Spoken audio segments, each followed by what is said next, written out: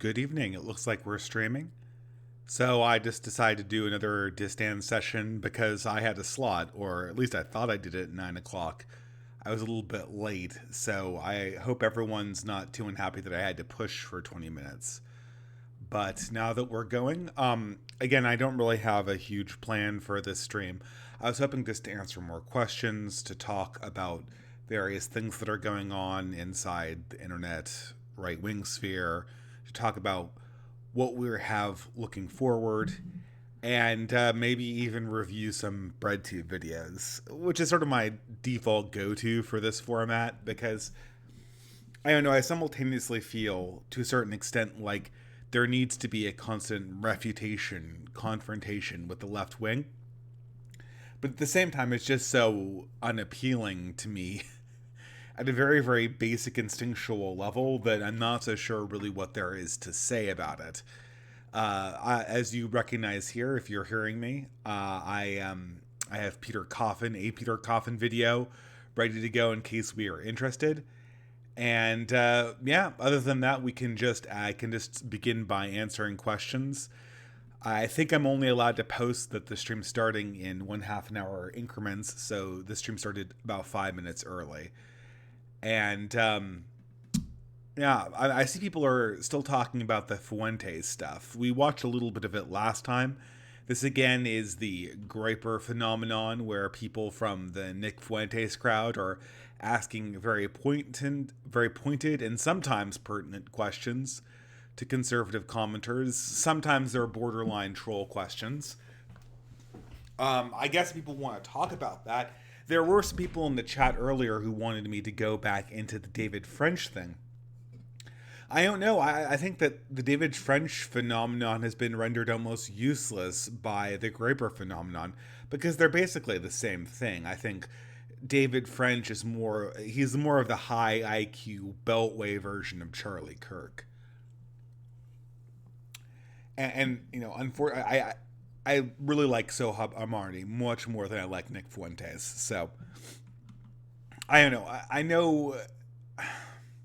So Peter Coffin was on my list of things to possibly review. Uh, he is, in my honest opinion, sort of the bottom of the barrel for BreadTube. This is the man who made Destiny look like an honest actor. So that's who exactly we're talking about right now. But in the meantime, since I'm starting this early, the stream got pushed to 9:30 after I failed to make the 9 o'clock one. And yeah, so please, any questions, you can ask them to me, and I'll try to answer them as best I can. This is just time to sort of relax on a Sunday night and talk about things. Yeah. Peter Coffin, how long is this video? This is actually a good question. 17 minutes. That is pretty masochistic. But I think it's about the right wing, so that's kind of why I wanted to comment on it, because I think it's necessary to talk about how the left perceives the right and the narratives it's telling about the right wing. Recently, the narrative has been the right wing repeats itself. The right wing is out of ideas. And of course, this dovetails very nicely with their usual right wing content creators are grifters, even though right wing content creators don't do anything else differently than left wing content creators. Admittedly, they don't like content of the variety that Peter Coffin produces, but I don't know if you can see how many views this particular video has. This video has 45,000 views, which is very good for what is a weekly video release. And I don't know, what is it, the subscriber count? Yeah, it's like 250,000. So this is a very popular YouTuber. So in the meantime, I'll ask questions as they come up. What's the biggest danger Nick Fuentes' Groyper movements has?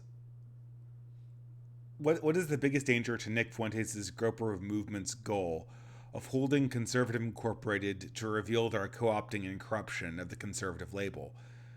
The biggest danger is that, I mean, we already know what's going to happen, is that they're going to go back in Nick Fuentes' future. They're going to take out of context quotes, of which he has given them ample out of context quotes, things that involve Holocaust denial and all that stuff, and then they're going to parade those around, and they're going to make everyone who's affiliated with Nick Fuentes seem like an anti-Semite. And this is not going to necessarily dissuade the younger people, but it's going to create a huge personal knife fight. And I'm afraid it's a knife fight that Nick Fuentes is all too eager to fight between the groypers and the conservative mainstream. But that's not really what we need. I'm not saying, maybe this is just a historically necessary knife fight. Maybe this is the fight we have to have.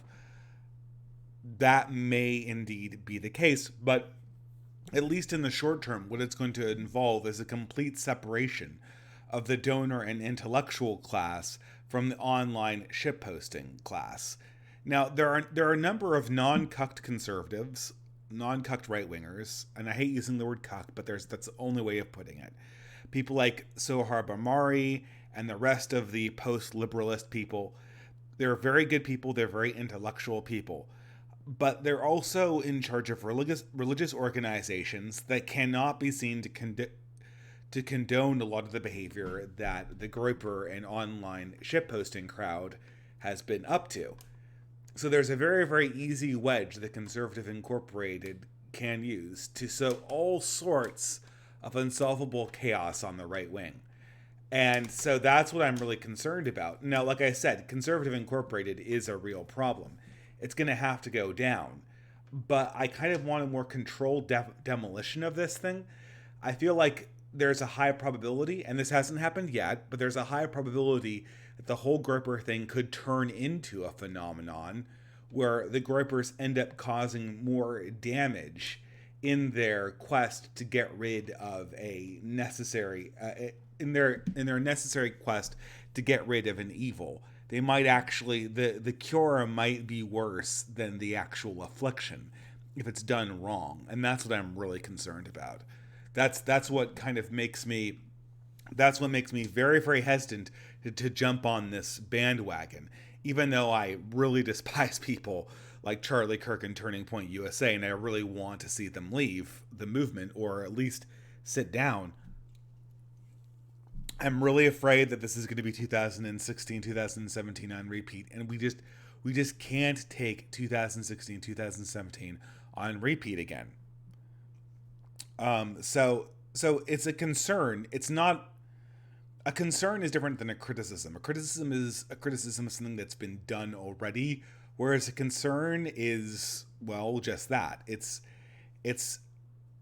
a concern about something that might happen. And I see a lot of imponderables, a lot of really scary things that could come out of this. So, I see someone else saying, I think you're underestimating the Fuentes phenomenon. Mainstream conservatism is talking about the distant right for the first time in a long time. I guess that's certainly true. Now, the question is this going to be about a class of people, or is this process just going to elevate Nick Fuentes personally to prominence? That's my question. If we can get people into the public eye who have a more diverse range of views, people like Mariani from Jacobite, or really anyone who's been writing for the American Mind recently, then maybe that's a conversation that maybe this is a phenomenon that's going to be done very, very well. I don't want to put it past Nick. However, if this becomes like Nick Fuentes becomes the villain of the conservative movement and erects himself as the only alternative to Turning Point USA, I'm a little bit less enthusiastic about that.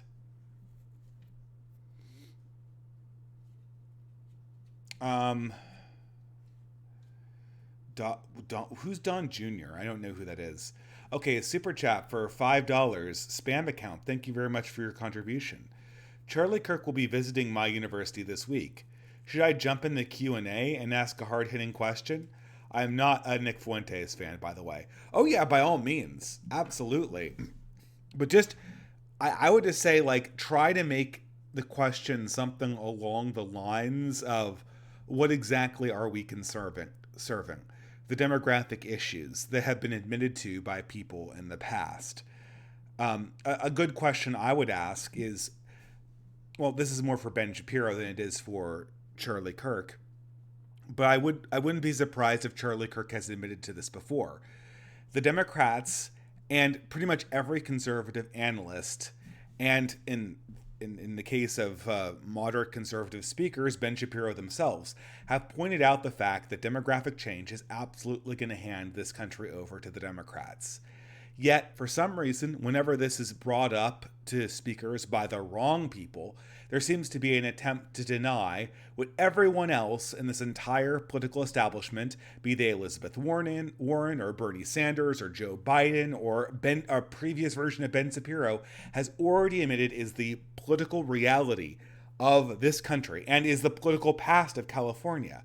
So is this actually something that we're concerned about and could be part of our discourse? Or is this only something that can be talked about behind closed doors by Democratic strategists and by the right types of conservatives that check out some arbitrary standard of being in the right camp? That's what I would ask them. But the thing is, and this is something that I think if people are wondering why this is working, Nick Fuentes, and I don't know how much this is Nick's genius, but it's something that everyone's talked about, but Nick pulled off. It's like all these Silicon Valley ideas. Everyone talks about it, everyone has the idea, but someone steps forward and does it. It's the fact that optics is everything and politeness is everything. There always were trolls that brought up just these talking points to conservative speakers. They were doing it when I was in college, and that was a long time ago. So this is not a new phenomenon. The problem is, or the problem of the previous iterations were that those people who brought up those questions were obviously nuts. They were self-discrediting. If you want to ask a question, you want to look responsible, you want to phrase it in the most polite way, and you want to see how moderate you can get your question while preserving its rhetorical edge. And I think that is what the initial quote-unquote groypers did in that first Turning Point USA question and answer session. And if that's the secret sauce that Nick, like I said, did whatever, if that's the secret sauce that Nick was finally able to master the replication of, then I think you have a good bet of doing it. I don't think that this phenomenon, what's going on right now, I think what's going on right now is great. But I mean, this, like I said before, and people misinterpreted when I said this. You're not going to be able to repeat this indefinitely. Now, people interpreted me saying you're not going to be able to repeat this as me saying that the initial question and answer with Charlie Kirk was a one-off event. Yeah, so a few more people essentially were able to do this in different events. But eventually they're going to catch on to this game. Eventually. I mean, maybe it's like the Borg. Maybe you get one shot off, maybe two, maybe three. But you're not playing against a dumb opponent. You're playing against people with money, and people with money learn from their mistakes.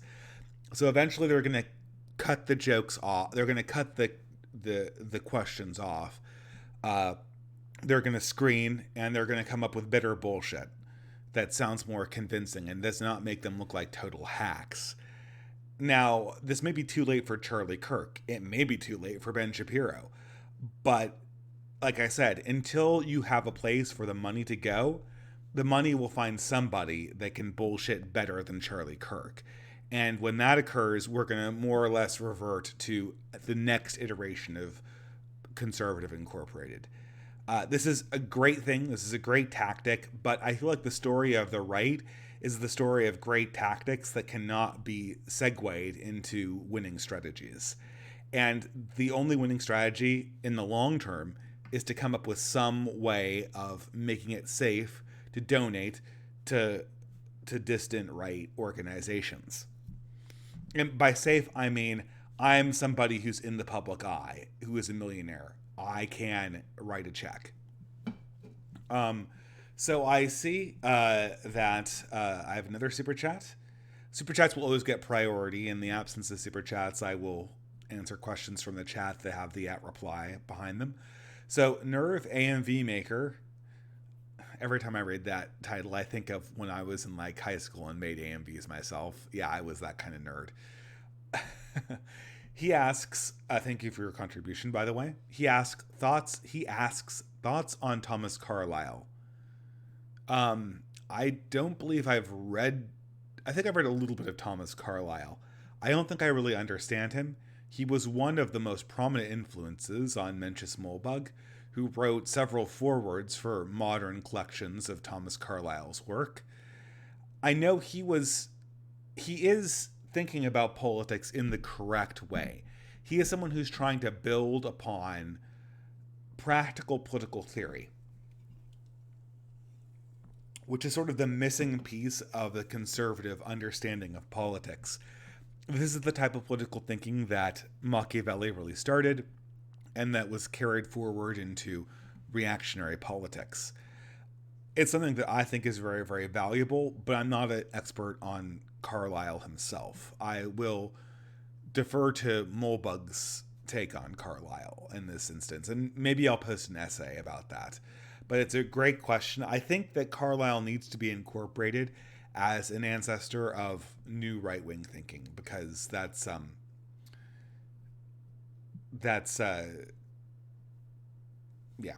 what I'm going to say. That's just not, there's a whole, I think the problem with conservative thinking is that it had a moral tradition, but it never had a tradition of practical politics like the left did in many ways. The left was much more pragmatic than the right was. And so the right was more or less clinging to these symbols of ideas that didn't really have salience anymore. The most prominent being the Constitution. I mean, the Constitution has been something that is about as meaningful as the American flag or the words printed on the back of the Statue of Liberty.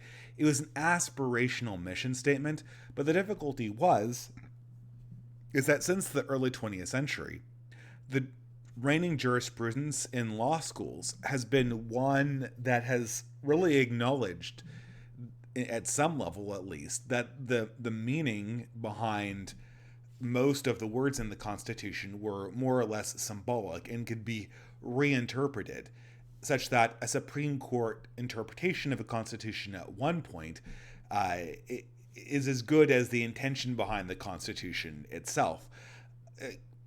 The definitive example of this is Roe v. Wade. Is there a right to abortion? Well, there was no intention of mandating the legalization of abortion when the Constitution was written. That's insane. Nor is there any textual basis for the right to abortion, unless you superimpose your meaning onto words that obviously didn't mean that at the time they were written. So this essentially transferred ultimate authority to the judges. But yet, even though, since the Constitution has been effectively rendered not real law, the conservative movement has only become more adamant and worshipful of the Constitution, and has only become more myopically constrained in its thinking by what the Constitution says. The Constitution is not active law. Why isn't there somebody who's saying we should interpret the Constitution to ban all abortions universally? Well, there's nothing like that, because conservatives don't understand that the Constitution is whatever people say it is in the Supreme Court. It's been like that for 80 years. Instead, all we have is a moralizing philosophy that says the Constitution should be the law of the land. We're not talking in a descriptive notion about politics, about what actually is the political reality of the current United States. And I think that's what a lot of these thinkers, the practical political thinkers like Machiavelli and Carlyle, could really provide to a new iteration of right-wing thought. Any understanding of practical political considerations that can be applied in real-world politics. Otherwise, you're playing a game, you're playing by a rule book that your opponent's not, which is the history of jurisprudence, Supreme Court jurisprudence for the last 50 years.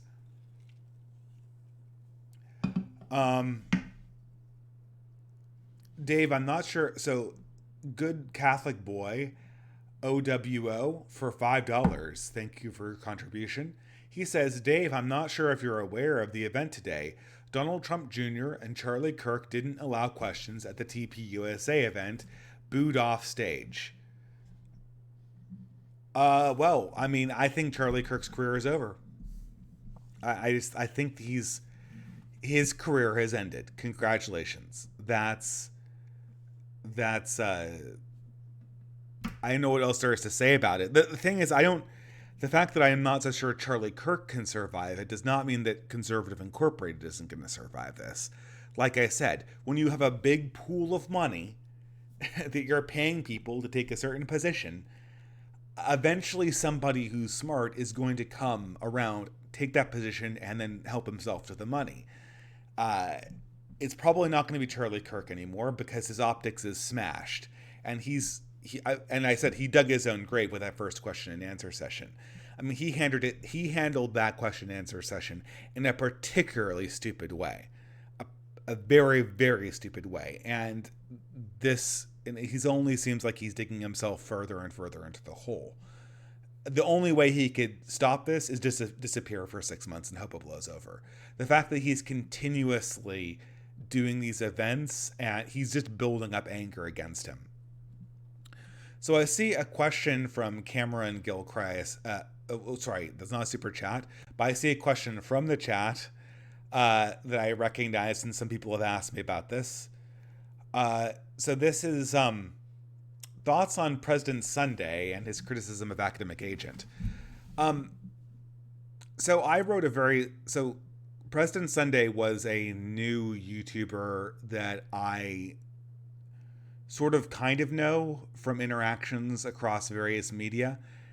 And originally I promoted President Sunday because I saw him as someone who was up and coming and participating in this new ideas community, because he went on Academic Agent stream for a few times, and I guess I need to make this criticism a little bit more open. So he's gotten into conflicts with Academic Agent. He's also come into conflict with me, more or less concerning my video on democracy. I even had him on a distance, I think it was a month or two ago, when we talked about his criticism of my video about democracy. Now, I couldn't really make heads or tails out of his criticism. Well, I guess I could understand what he was saying, but I couldn't understand how it pertained at all to what I was saying. It seemed more or less like an actually complaint. But, and also there was audio problems due to the fact that I no longer had Google Hangouts to handle audio of guest speakers, which is, it's hard because I don't think there's anything that really so easily replaces Google Hangouts other than Discord, and I really don't like using Discord. However, digressions aside, the difficulty, and I mean this in the most constructive way, I don't really know whether President Sunday's criticisms of Academic Agent are true or not. President Sunday criticized some of Academic Agent's assertions about this or that, and then Academic Agent fired back with a response video. That's not the point. The point is how President Sunday is making his attacks. And I have zero time for this type of approach.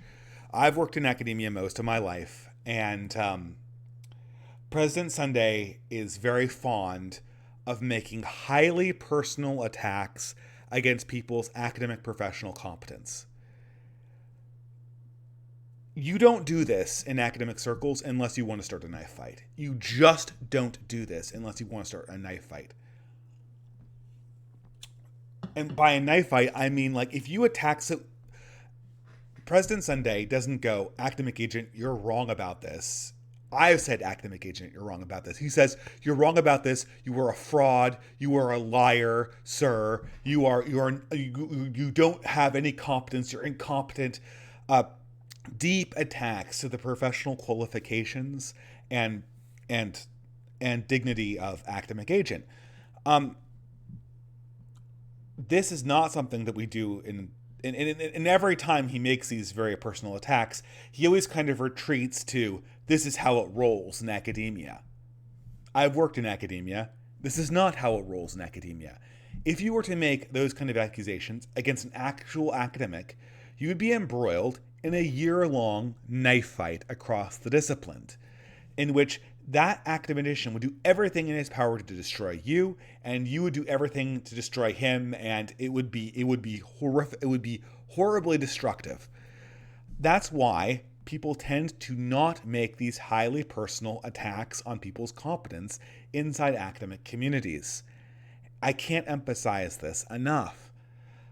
The fact that a very minor disagreement or a very intellectual abstract disagreement that in Sunday's mind immediately becomes an attack on the competence, honesty, and qualifications of academic agent is plainly destructive. And it, in my mind, means that Sunday's more interested in drama than it is in actually getting to the bottom of what's going on or exchanging ideas.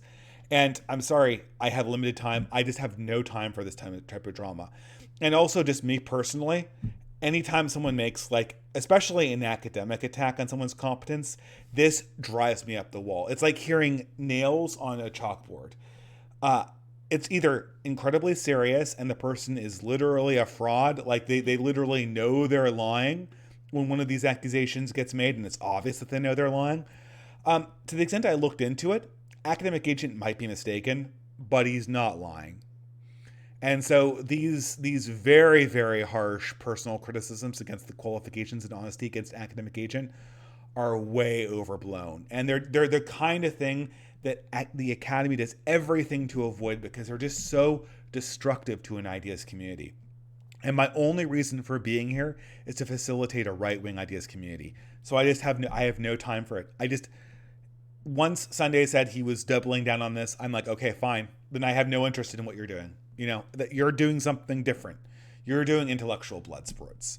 Or you're doing blood sports with a veneer of intellectualism, which to me is, I mean, the only thing fun about blood sports was it seemed that anyone could hop in and do the mud wrestling routine. But once it gets to be elitist blood sports, I don't know who that's going to appeal to. Certainly not me. So that's a very long explanation of my disagreements with Sunday. And, different strokes for different folks. If people like that kind of tone in videos, I recommend that channel. Hey, if you want a big, drawn out personal attack against academic agent that probably won't get around to figuring out whether the ideas are true or not, go for it. I see people talking about StreamYard in the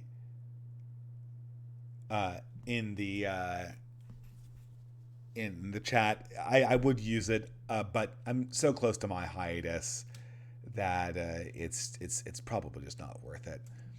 Ghost of Watts says, friend of the chat, which is why I'm reading this. This is not super chat. I'm going back to uni soon. Should I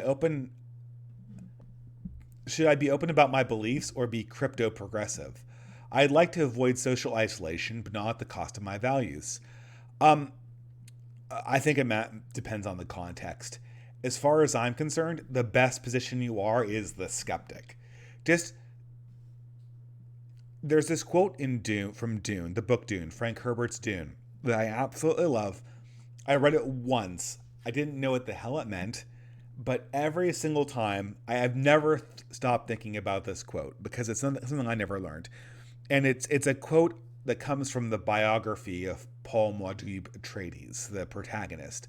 So this is supposedly a book written by Princess Irulan about his life.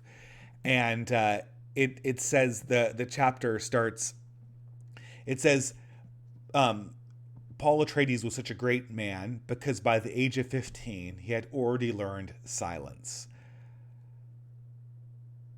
Silence is one of the most powerful things that a politician or someone engaged in politics can ever understand how to use. It's something that I myself personally didn't understand the utility of until I was much, much too old. I don't think I even currently have learned how to use silence. But it's something that you can very, very tactically use inside progressive circles. Most people inside the progressive environment, even inside the progressive environment of the university, are very, very tired of these political issues. Now, what's the relevance of this? Okay, I should say a small subset of raging witch hunters are never tired of them. But you don't want to be friends with them anyway, right? I don't. But most other people, most normal people, even most normal people who have totally drunken the progressive Kool-Aid, are very tired of getting witch hunted. Therefore, if you're not explicitly violating some boundary that they have, that they're aware of, they're not going to really stir up anything, in my experience, because they want to have a normal life and a normal college experience that isn't dominated by non-binary communist witch hunters who are constantly on the lookout for the next brown menace. So for that reason, if you're just the skeptic, if you just ask questions politely and then look skeptical, nod your head, maybe it doesn't make very much sense to you, you'll do fine in most of your classes. You do not have to repeat progressive platitudes. Just ask questions and act skeptical. For most circumstances, when you don't have a witch hunter on your ass, that will be more than enough to get you through most contexts. And then on the side, look for other contexts, look for other organizations where it might be more open, where you might be able to speak your mind. Even if one of your non-witch hunting progressive friends finds you in one of these spaces where you're talking about monarchism, if it's not something that seems particularly antagonistic towards someone they know, they'll just perceive this as you being eccentric. The only person who's really going to react to it are the witch hunters. And again, you don't want to be friends with them anyway. And if you maintain sort of silence and detachment, you will make it very, very hard for them to witch hunt you. And at the same time, you will appear as someone who's more or less stable going forward. Really, just just play a passive, cool game. It will work dividends for you. You will make friends with the people who are worth making friends of if you be cool, as the song goes in West Side Story, right? Or is that's West Side Story, right? I think so. I would use StreamYards if I had a lot of streaming projects going on. Oh, someone asked me, and I see a sort of a dearth of chat, so maybe we can watch Peter Coffin for a little bit. That's your punishment for not giving me chats to read. Is that we watch progressive YouTube. It gives the super chat, or it gets the progressive YouTube. As a quote from a 90s movie. Yeah, I see the chat saying that God Emperor of Dune is a great for quotes. I really liked all of the Dune sequels up until God Emperor. I felt like I had no idea. I felt like God Emperor was a really good place for the series to end. I felt that the other two sequels, while they had their moments, were not particularly inspired. Okay, here's another super chat. Well, at least this will hold off the instance of progressive YouTube. So Nicholas Dollinger for $5. Can you address the paranoid, outraged reaction to NoFap, Rolling Stone's article, Daily Show segment? Also, what did you think of Jesus is King? Okay, well, these are two great questions. I think Movember and NoFap November and all this stuff is, I mean, it's kind of cringy meme culture that I never paid much mind to, because it's just kind of stupid. But I love the paranoid outrage overreaction, again, from Rolling Stones and mainstream media about not masturbating. I mean, like, could you imagine, like, it would be cringy to write an article about outrage about masturbating. Like, that sounds like it comes from the 50s. Like, now we need people getting angry at young men for not masturbating. I mean, it's clown world at levels that shouldn't even be possible. I saw those things hilarious. Progressive America, keep giving us material like this. Outraged progressive corporate media against the possibility that young men might not be jerking it enough. Jesus is King. So, by the way, Jesus is King is Kanye West's new album, where the somewhat degenerate rapper Kanye West comes out as a Christian. Now, Kanye had some based ideas even going into this, despite the fact that he turned his own wife into a porn star a few years back, trying to break the internet. He is against abortion, and he seems to have for a rap star, somewhat traditionalist values. But his in his album is strangely enough Orthodox Christian in his perspective. At least is now I haven't really read into the lyrics at a deep level, but at its surface level, it seems to be fairly good. Um, that's fine. Ordinarily, I'd give him like a tip of the hat or whatever, tip of the fedora. But the um, the thing is that it was that way until mainstream Orthodox Catholic Twitter got a hold of it, and now like every 40-year-old Orthodox woman who's doing like a pro-life campaign is like all over Jesus is King. It's like mom's trying to be cool, and Kanye just joined her collection of wholesome memes that she can post, and I don't know, it really kind of killed it for me. But and it didn't kill it for me. I mean, I'm not like a huge rap fan, but it's well, we'll see.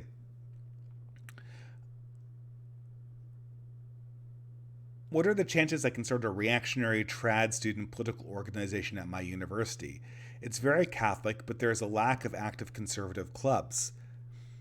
I think it's not impossible. I never was able to do that at my school, but it was a highly progressive school. Not that I was very conservative when I went to undergraduate. I was kind of a shitlib back then. I'm swearing a lot on this stream. Apologies for younger viewers, I should say. I think it just forming any club just relies on you having 4 or 5 friends together, and once you can do that, I think you've got it. The thing is that once you have a club and you can get funds, it's fairly easy to put on events. When I was a grad student, I ran a speaker circle for my church, and it was really easy. There are more than enough people who are willing to give talks for free or for the cost of a meal. And if you do that, you can put on events fairly easily. And once you do that, you're an organization.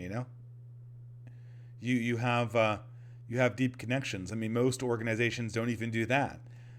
And so I think people oftentimes overestimate exactly what it takes. Um, let's see. I see another super chat for Alexander Dresna for Canadian $5. Check out the Asian capitalists. Also, I'm reading Seraphim Rose right now. What are your thoughts on him? Seraphim Rose. Hold on, guys. I'm just drawing a blank. I know I've heard that name before. Oh, yeah. He was the Orthodox guy, the Orthodox mystic. I have never read him. I'm sorry. So Seraphim Rose was an Orthodox mystic. Man, to be quite honest, I'm a little skeptical. I feel very. I'm sure he's based in everything. I've heard a lot of good things about him, but on the other hand, I have a deep skepticism for Christian mysticism. The problem with mysticism is that it's sort of, unless you're very spiritually advanced with your prayer life, of which I'm certainly not. I seem to fall down on that a lot. Unless you're very advanced on your prayer life and just your general behavior, mysticism has this natural tendency to distract you from the much more important but ultimately boring reality of practicing your faith in a real way. And because of that, most responsible people consider the mystical elements of the faith, while true and possibly holy, to be something that needs to be sequestered away from people who are not of a very advanced spiritual state. So because of that, I would say I regard it with a certain amount of skepticism, although I've heard only good things about him. So, by the way, it should happen.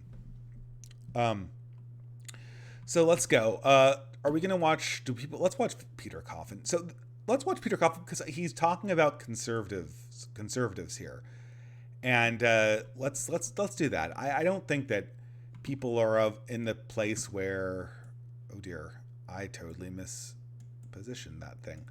Okay, so I'm destroying the illusion that I'm actually sitting at a English pub watching this on my laptop, but I have successfully repositioned Peter Coffin's face. Let's watch a little bit of this and see what we come to, and then maybe I can go back to answering questions. So, warning, guys, this is a very high dose of BreadTube for for people. Here we go. Oh, hey you, I'm a usable Peter. You know that I can use somebody. Okay, so this isn't just one video. Peter Coffin begins every video with just this thing. All of his regular videos, he does, and you're hearing this, right? The sound's fine. I'm getting that this is going through OBS. But every video, Peter Coffin does this thing.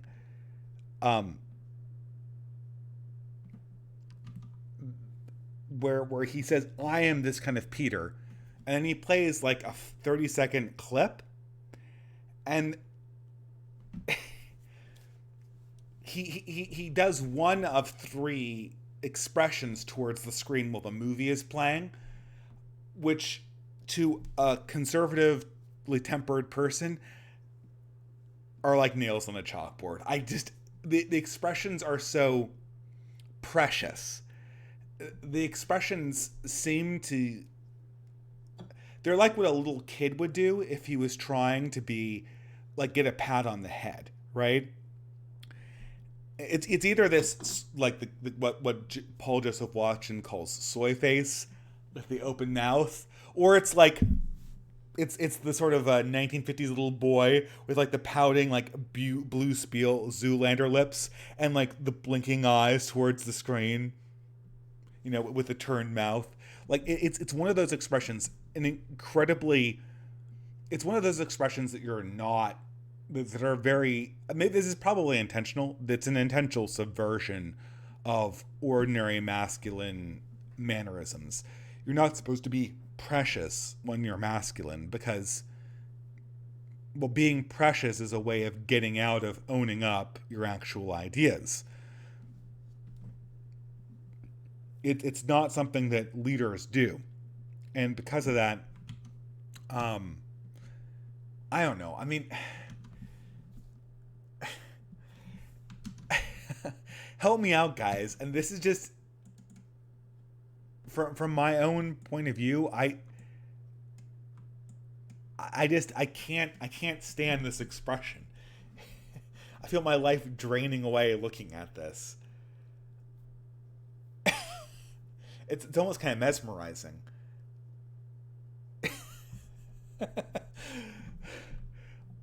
I mean, when Reza Aslan said that the Covington kids had a certain type of face, was he aware that this face existed? Never mind. I'll hit play. Before we... That wasn't me pausing it. He actually held that face for a solid 5 seconds. Get started, I just want to say that becoming a patron at patreon.com/Peter Coffin helps me a ton. However, if you're more interested in getting something directly out of me, you can try out Cameo with me now. I now have a Cameo at cameo.com/Peter Coffin, and guess what? You can get me to say just about anything you want, within reason. Here's an example. Jules, seriously, get that recording done. Because time keeps on ticking into the future. And without... So, let's take a step back here. The Peter Coffin is not an archetype. The thing is, it's so easy to make fun of Peter Coffin from a conservative or traditionalist or reactionary perspective because he's coded with everything, every single quality that just drives me up the wall. However, that's not the interesting thing or what I want to talk about here, because I don't think it is it is what we can learn from this character. This is a kind of person I've seen this person before. Where have I seen this person? Where have I seen people like Peter Coffin? This person was the high school drama nerd. Guarantee it. And Peter Coffin helped me to sort of realize this very much so, because that whole cameo thing where he acts for you for money, that's the classic kind of drama nerd thing, right? Like you people pay you to say things into the microphone, and you want to get paid to say things in the microphone. And his hair, his perfectly aligned little with the gray highlights and everything like that. It looks like it looks like he's about to take photo stills for a drama shoot. That's the persona. And the more I realized it, the more I understood that the progressive movement has essentially been colonized by these sort of drama nerd type personalities. People that are very, very, very good at affecting a certain emotion. And I think you hear this even in Peter Coffin's voice. He has this strange affectation. He has this very, very strong vocal fry. And vocal fry, people say people only give women shit for a vocal fry. That's not true. And if you don't think it's true, then like you haven't heard many parodies of like surfer dudes kind of, because they have like a vocal fry that makes most people from California kind of uncomfortable when they hear it. Like, yes, but vocal fry is absolutely a thing in men, but it's particularly pronounced in people that come from drama nerd circles. I don't know why. I absolutely don't know why. But it's something you'll hear very prominently in Peter Coffin's delivery. And I think it's also no surprise that people like Philosophy Tube and ContraPoints and Peter Coffin, even though supposedly ContraPoints comes from more of a philosophy background, they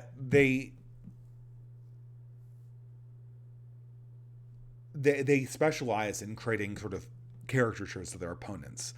Very famously, last week, Peter Coffin created again, we're talking about Peter Coffin made Destiny look like the honest party, where he posted a ridiculous Captain Planet eco-villain version of Destiny's own arguments, claiming that Destiny was against democracy or some ridiculous stuff like that. It's kind of ridiculous. If you want to find someone who's skeptical of democracy, come to the right. Come to me. I wouldn't say I'm anti-democracy, but I certainly don't worship at its altar. It's something that needs to prove its utility, not something that is utility in itself. And for the people in chat who are talking about how I posted cringe, I know this is cringe. We are analyzing cringe. That is what we are doing right now. We will see how far we get into this cringe. Without any further ado, let's get going with this video. It may not feel too good to hear this, but Tucker Carlson is smart. He is a bad man, but he is a smart one. And smart bad men know they have to act swiftly when people start getting a little too close to the point, like, let's say, class politics. So, how does Tucker Carlson know, how does Peter Coffin know that Tucker is a bad man? And this is the operative assumption on any video, is that your opponent's operating in the worst possible faith imaginable. And then, Peter Coffin's never going to have to talk to Tucker Carlson, right? But this is how it works when Peter Coffin is, he gets called out on this by Destiny. What was his operative assumption of his anti-Destiny video? He made a anti-Destiny video where he called out Destiny for being a liberal, which in breadtube circles is a bad thing these days. Because didn't you know liberals get the bullet too?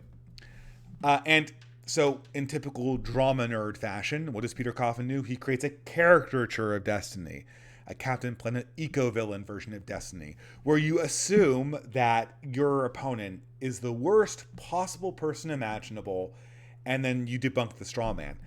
Unfortunately, this time, Peter Coffin actually had to talk to Destiny a second time. You see, this strategy of creating straw mans and caricatures of your opponent doesn't work if you have to talk to them again, because then they go, "What the hell, bro? What was the meaning of this straw man? It explicitly misrepresents my opinions." And then Peter Coffin, his response was, but the character might not have been you. It might not have been me trying to address your points. Yeah, Peter, totally. Your caricature of the video game playing super chatter who liked doing debates and was skeptical of socialism totally wasn't Destiny. And, so this strategy, if Peter Coffin needed to talk to people who are Tucker fans, he would have to acknowledge that we're not monsters. I mean, I'm not saying like I'm the most moral person in the world. I certainly have my own moral failings, absolutely. But I'm not a monster the way that Peter Coffin and most of BreadTube like to portray people like me. I'm not a monster the way that people like the worst person on the internet like to portray me as. I'm sorry, I'm human just like everyone else, and Tucker Carlson is human just like everyone else. I've seen this from all mainstream people. They basically have to say that Tucker Carlson is dishonest because they don't really have any objections to what he's actually saying. Tucker Carlson says that big business hates family values. Is he wrong about that? And this is the problem with Nick Fuentes, too. Okay, I've seen progressives react to Nick Fuentes calling out Conservative Incorporated being shills that don't actually care about their values. Well, and their response is usually to say, well, Nick Fuentes is lying, but he's right, but he's lying, but he's right. Well, okay. Usually lying is something you only use as an unflattering explanation over why someone is wrong. If someone is right, and you say that, well, they're wrong, but they're still right, the only way you could possibly know that is if you went into their soul of souls and checked with God and saw that they indeed were committing some kind of deliberate act of deception through truth. It's almost always bad form to accuse someone of deception through truth. There's really nothing to support that. And once you start accusing your enemies of deception through true statements, you're never going to have a productive dialogue, period. Ideas and action which would ultimately threaten the interests of people like Tucker Carlson, his bosses, and various people connected to his bosses. Suddenly, over the last year or so, a bunch of Fox News viewers have been exposed to baby's first class politics. Oh, thank you very much. Yeah. We want to give you a chance to give a closing statement. So this is a completely retcon on the idea. The flattering progressive explanation for conservative populism is the idea that class politics was introduced to the right by Bernie Sanders. Well, A, that's absolutely not true, because class politics was a mainstay of paleoconservatism, a conservatism that was popular right up to the Bush administration in the 90s. So there was that. Ross Pro actually did exist. So it's not a new phenomenon. Secondly, almost no conservative I've ever talked to even remembers Bernie Sanders coming on Fox News. A lot of people watched it. Bernie Sanders has been more or less entertained by most explicitly conservative colleges. That's simply an example of the fact that conservatives have no fear of people like Bernie Sanders. They're not particularly offensive. No one had to retcon or memory hold that out of existence. If Bernie Sanders was a threat to Conservative Incorporated, they would be trying to bury the memory of Bernie Sanders speaking on Fox News, more or less like Conservative Incorporated is currently trying to bury the memory of the whole Groyper fiasco they suffered. But they're not. So this is kind of a retcon. I'm going with the much, much more likely explanation that this reemergence of conservative populism is due to the much, much larger phenomenon of Donald Trump. Whatever his defects are as a leader or as a man or as a quote-unquote Christian, which he's probably not, whatever his other defects are, he did reintroduce Buchananite conservative versions of working-class populism back into the narrative. And that was far before this whole interaction with Bernie Sanders. So, I don't know. This explanation does not meet Occam's razor. And the only reason why it's done is because we can present all good ideas as naturally having a left-wing origin. And this is what progressives typically do, is that they rewrite history so that every good person in the past was a progressive, because they change the definition of progressive so that every good person in the past was a progressive. That's how Galileo can be an atheist hero, even though he was a devout Catholic. But I'm going to go on. Tucker knows he's got to act. The left is now telling you and demanding that you believe that anyone who supports Donald Trump is a white supremacist and must be destroyed. Now, they're telling you that for political reasons. This is election season, obviously, and they want more political power. But there are other reasons, too, that they're saying this. Ever wonder why rich people seem the most hysterical on the subject? Ever notice that it's the highest paid people on television who are the most determined to convince you that white supremacy is America's biggest problem? Why is that? Simple. Every minute you're angry about race is a minute you're not thinking about class, which, of course, is the real divide in this country. Working class people of all colors have a lot more in common, infinitely more in common with each other than they do with some overpaid MSNBC anchor. And if you were allowed to think about that for long enough, you might start to get unauthorized ideas about economics, and that would be disruptive to a very lucrative status quo. So they whip you into a frenzy of racial fear so that it never enters your mind. Now let me preface. So I wonder if those are actually the problem with this, though, and I already know the tact Peter is going to take here. So people on the left have been saying this for 30 years, since identity politics have become a thing. This is a frequent left-wing complaint. So once more, if you are a leftist, you must know that other leftists say this fairly frequently. So once more, we are attempting to prove that Tucker Carlson is a liar when speaking of the truth, which again it's just a really, you literally would have to see into Tucker Carlson's soul to say that. You usually only accuse people of lying when they're preaching a falsehood. So again, and I know, in all fairness, Peter Coffin is pro-ID poll. Peter Coffin is not Angela Nagel. He's not one of these anti-woke leftists. As a matter of fact, he's been trying to unify this. But I think that it's just a reality. As someone who comes from California and who knows a lot of very wealthy people that won't shut up about how much they care for people of color. That's all they ever talk about. And yet, what do? They raise the housing value. They create a situation that no working person or middle class person could ever own or live in basically an entire region of California. They're making it practically unlivable. And yet they can't stop talking about race. So it's a real phenomenon. And unfortunately, I know LeftTube doesn't want to deal with the fact that woke politics and class politics aren't the same thing. And one is frequently used as a means of getting around real questions of the other. But that's just the reality. That's why Peter Coffin has had to make video after video after video about cancel culture. And it's always, cancel culture doesn't exist. But watch out, because next month I'm going to make 2 more videos about cancel culture. It's because you can say it doesn't exist. You can say that the tension doesn't exist as much as you want. But the tension exists, which is why it keeps on coming up in your own movement. I mean, this whole conversation about cancel culture, reactionaries like me, we don't have any part in it. They would love to blame cancel culture on reactionaries. But the problem is that these kind of controversies and these cancellation campaigns occur in places that people like me have been kicked out of years ago.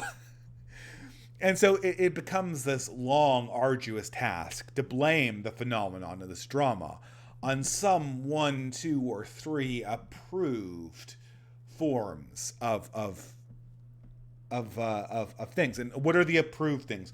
What can you blame things on in BreadTube? Well, it's really only 3 things: capitalism, racism, sexism, or I guess 4. You could add in transphobia. I guess if you wanted. If you wanted to go for a 5th, you could go for heteronormativity. But it's always, every BreadTube video always has the same list of prescribed antagonists. Every problem has to be tracked back to one of those things. Now, Is the right innocent of this? Absolutely not. I have not been the first to notice that when a reactionary like myself says modernity, and when a left-wing oriented person says late capitalism, we are more or less talking about the same thing.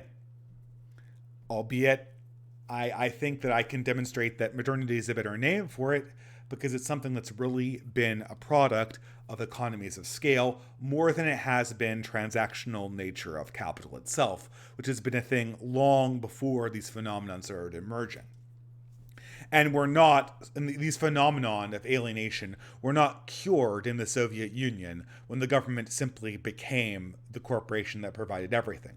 If anything, the feeling of alienation was increased.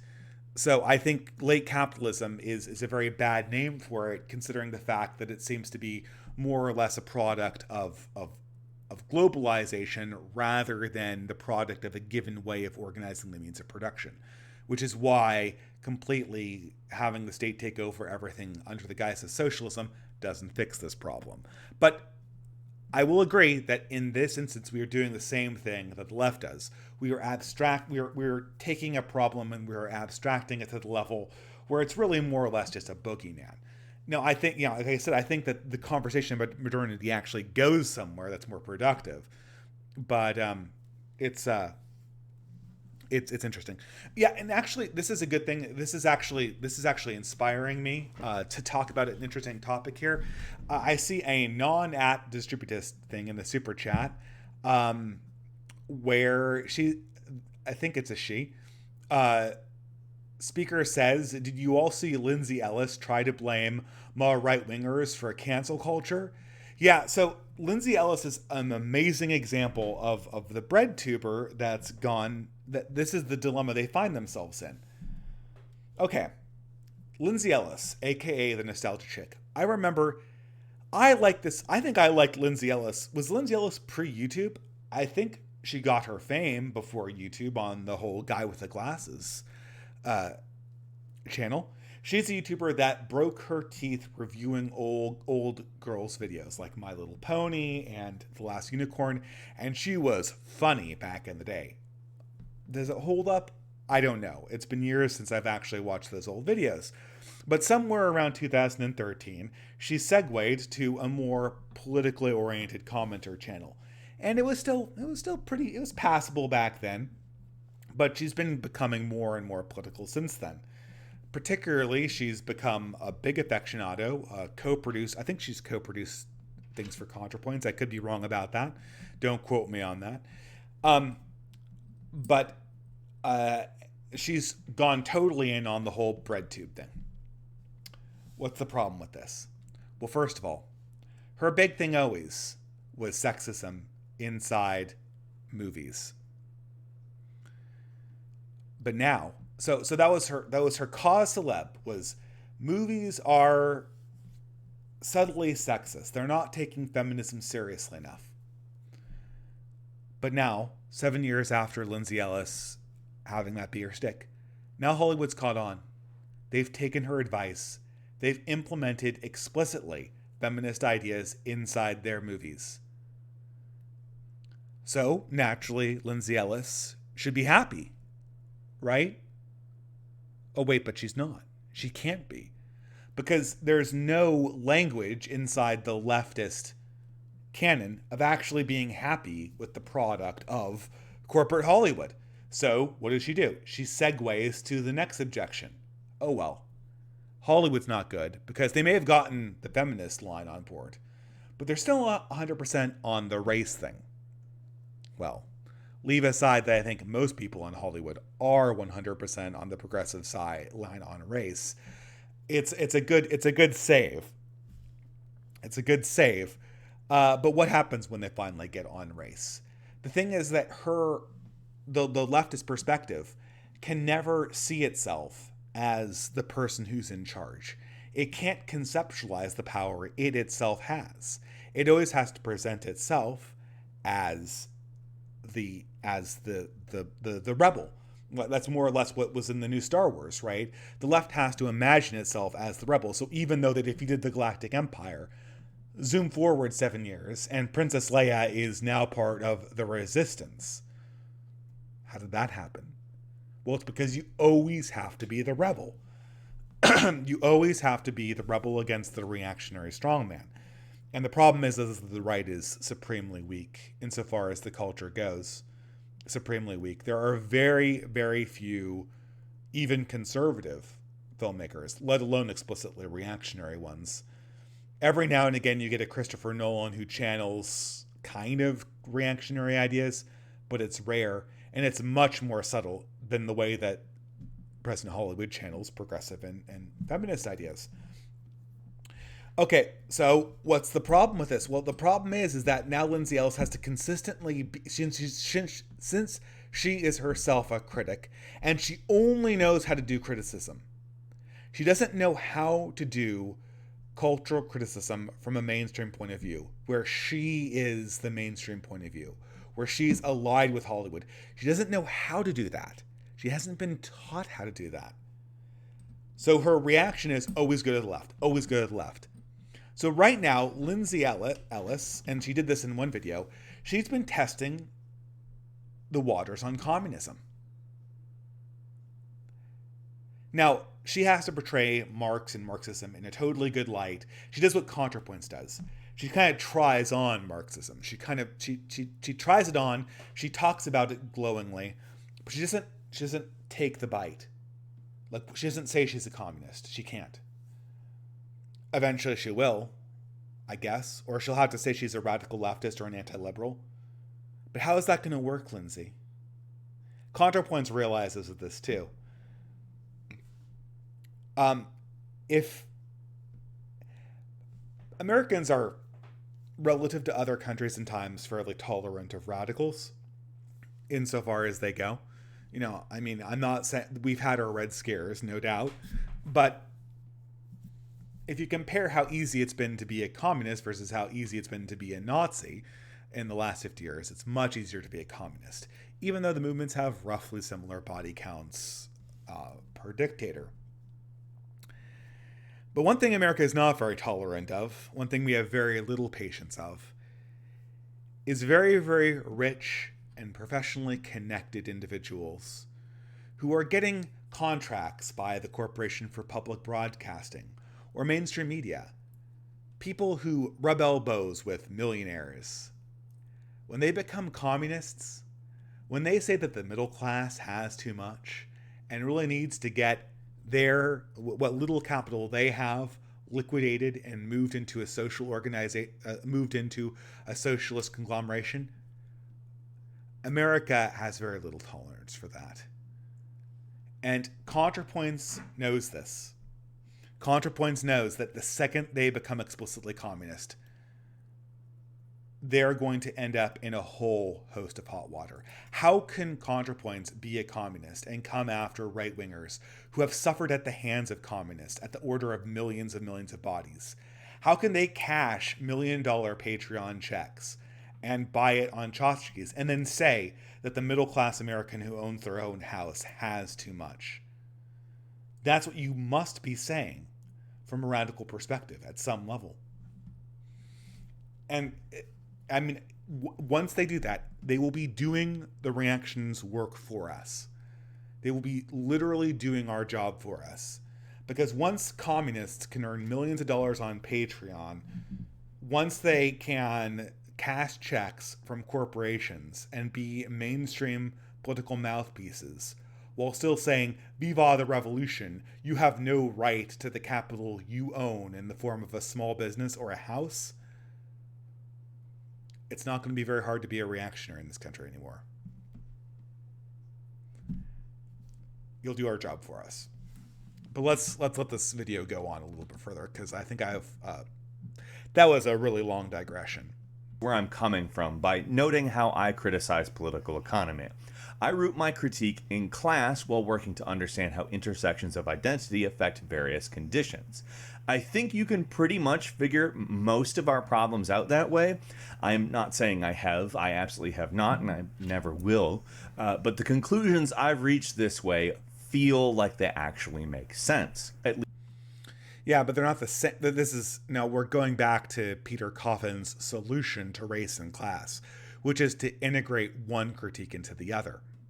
The problem is, Peter Coffin, if this was such an easy way to solve these problems, would you have had to make 3 videos on cancel culture? And I guarantee it, Peter Coffin's going to have to make more videos on cancel culture because it constantly is a problem. If this was a solved problem, you wouldn't have to do that because there'd be one way of dealing with this. There'd be one way, or there'd be a more or less non-dramatic way of dealing with this. But of course, you don't. The left essentially wants to make oppression itself a form of capital. This is sort of the whole idea of mutual aid. Everyone gives according to their ability and takes according to their need. This is something that you could, when an economy is working correctly, aka inside a family, that is indeed what happens. But they're mixing up cause and effect. Everyone taking according to their need and giving according to their ability is something that highly cultivated systems of trust can produce as the product.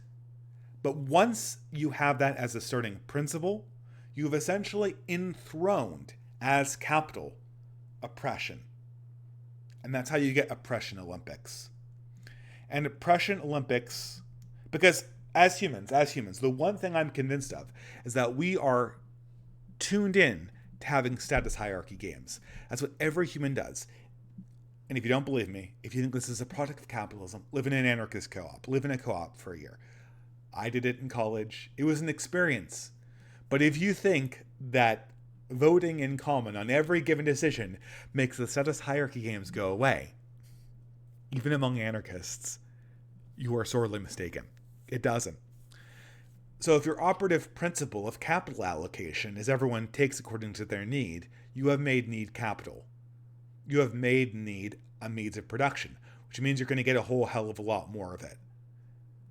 And unlike actually making productive things, need begets more need, which eventually ends up in cancel culture wars, which is what all socialism ends up with.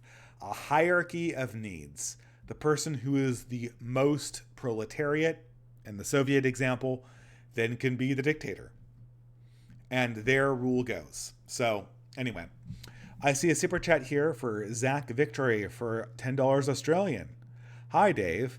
The TPUSA plus Don Jr. event was called off 30 minutes into the 2 hours scheduled. And she called the young MAGA conservatives incels. A very bad look. Yeah, I mean, this is... But guys, and thank you very much for that contribution, Zach. But guys, this just goes to my point that these people are doing things that are explicitly stupid. Once they get someone who has a reasonable IQ, who knows this game, like I'm not the smartest guy in the world, but I could take the TP USA position and figure out a better optical way to manage their brand than what they're doing right now. What they're doing right now is insanely stupid. So eventually, and since the money is still flowing into their organization, eventually someone with the brain is going to stand up and do this, right? Like I could program a bot to handle TPUSA better than Charlie Kirk is currently doing it. It's not a hard thing to do. So and Charlie Kirk's stupidity is not going to build anything on the right. It's only going to destroy things. I see Faraday Speaks is in the chat. We were going to do, I think I sent an email out a while back about doing a talk about ContraPoints or whatever, or about neo-reaction if you prefer. It'll be fun. It'll be fun. I think obviously, I think Faraday Speaks knows that most people on the reactionary side,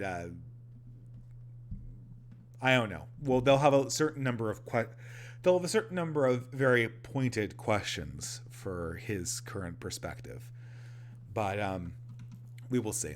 Let's continue. Let's let Peter Coffin go on about how he's solved the problem of the priority and concerns inside progressive circles.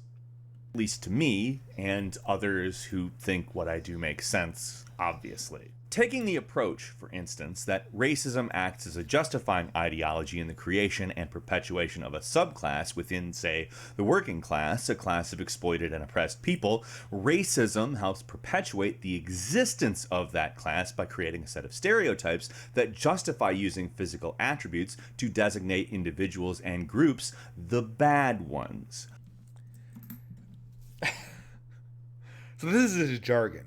Like, and this is, I think Peter Coffin and a lot of bread tubers do this, when they get nervous, when they see an idea they don't recognize, they start talking really, really quickly and dump a lot of buzzwords.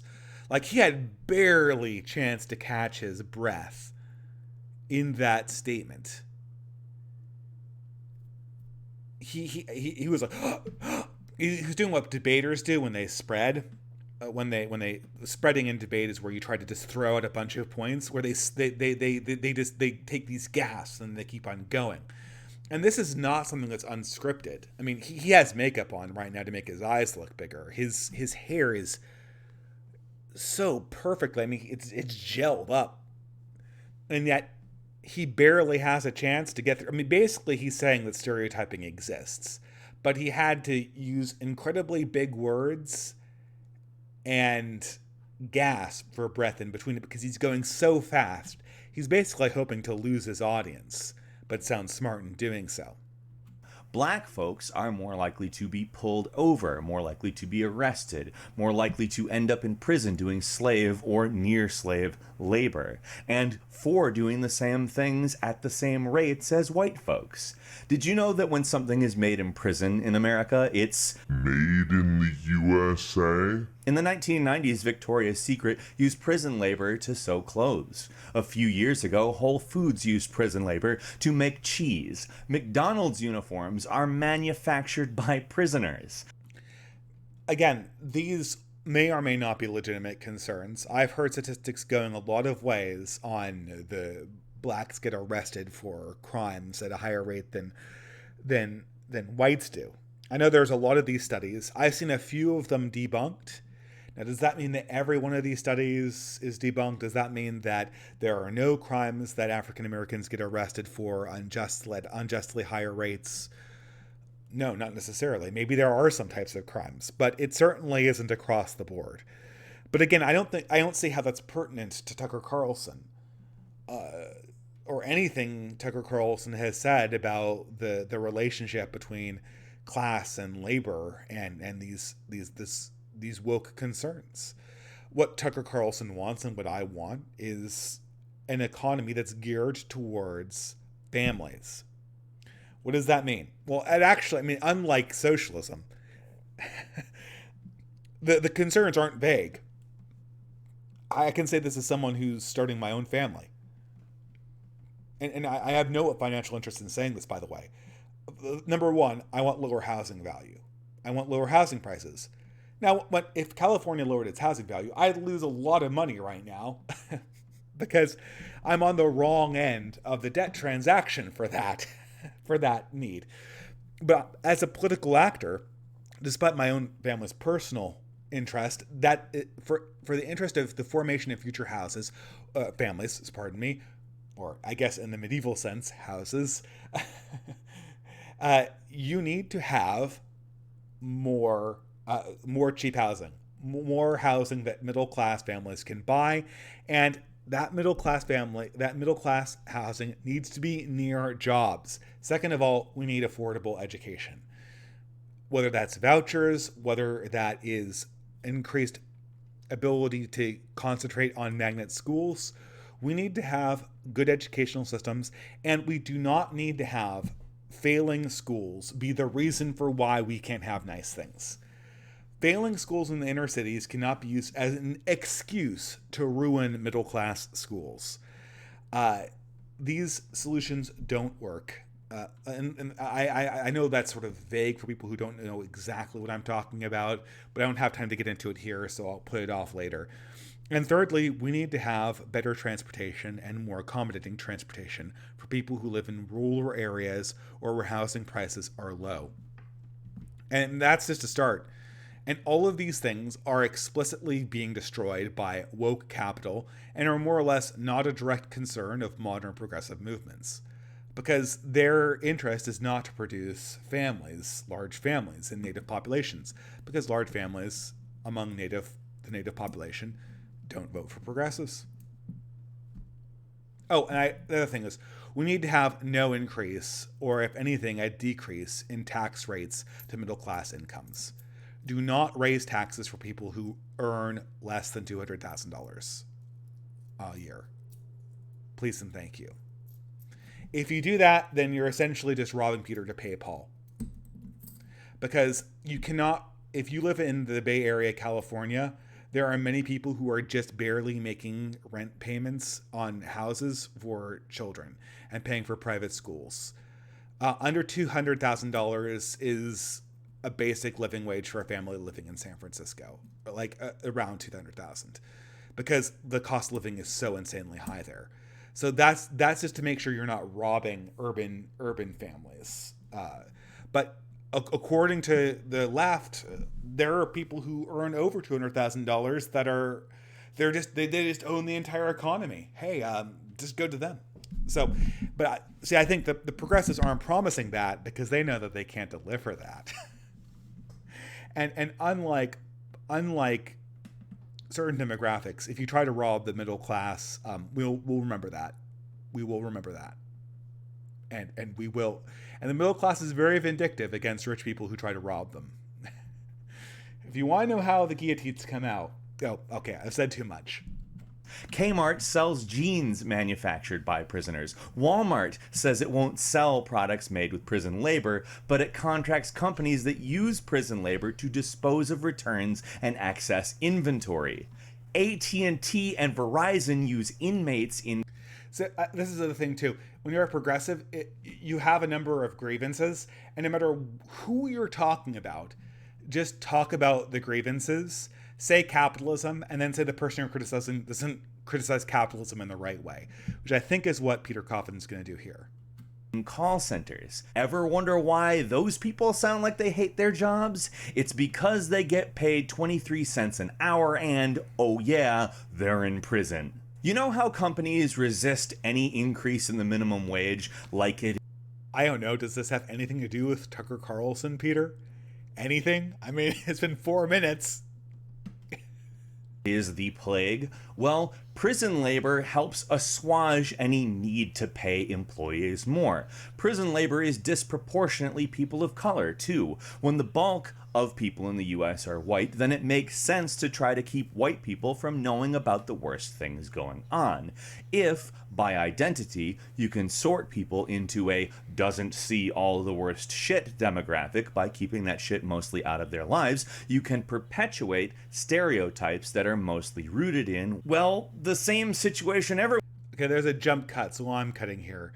It sounds like Peter Coffin is saying that labor value is dependent on supply and demand markets. So by artificially increasing the supply of labor, you decrease its value.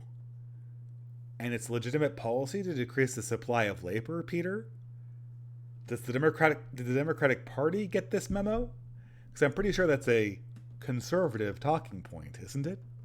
Everyone goes through except for more nakedly brutal. Slavery didn't happen because people hated black people. It happened because people needed labor.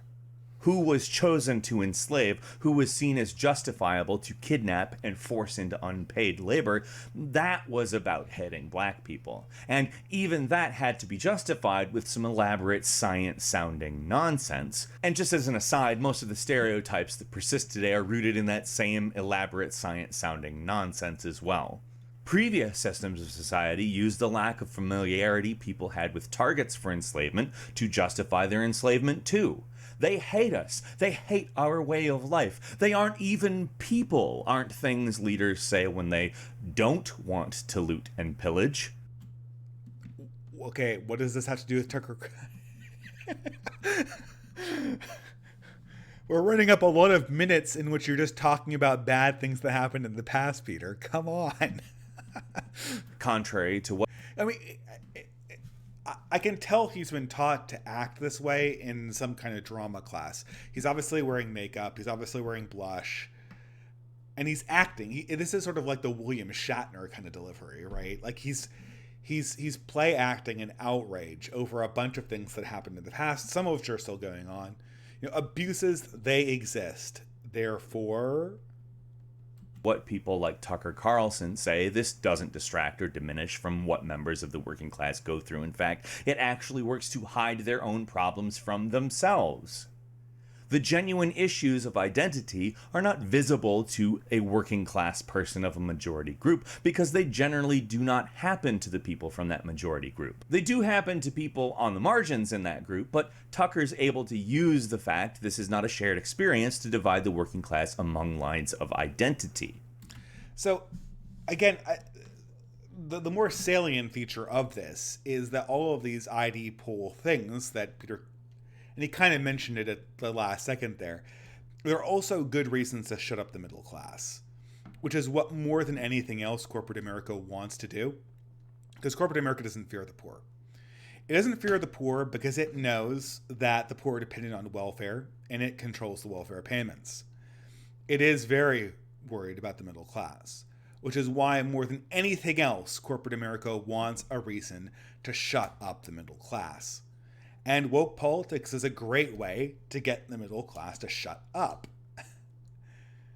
It's kind of funny how progressives keep on handing things to corporations, which are the exact thing the corporations need to justify and continue their abusive practices more or less unharassed, as long as they use the right words and present themselves the right way on social media. And the way to fight that is a class-based critique that integrates them. We have to undercut Tucker Carlson in this respect because that turd is actually really good at his job. He's found his own special way to pit class struggle against identity in a way that effectively nullifies class struggle. He coercively validates people's distaste of the elite by acting as if all this shit black people provably go through is somehow not a priority if we care about class. And this, of course, is why these controversies over class versus race versus sexuality, why these sort of hierarchical concerns about who's the most oppressed, these things, they never come up when reactionaries aren't in the room. Like, reactionaries get kicked out, they get deplatformed, they're no longer talking among leftists, and then magically all of these problems about who's at the top of the victim hierarchy, they never come up, right, Peter? I mean, that's what your theory would predict. Or alternatively,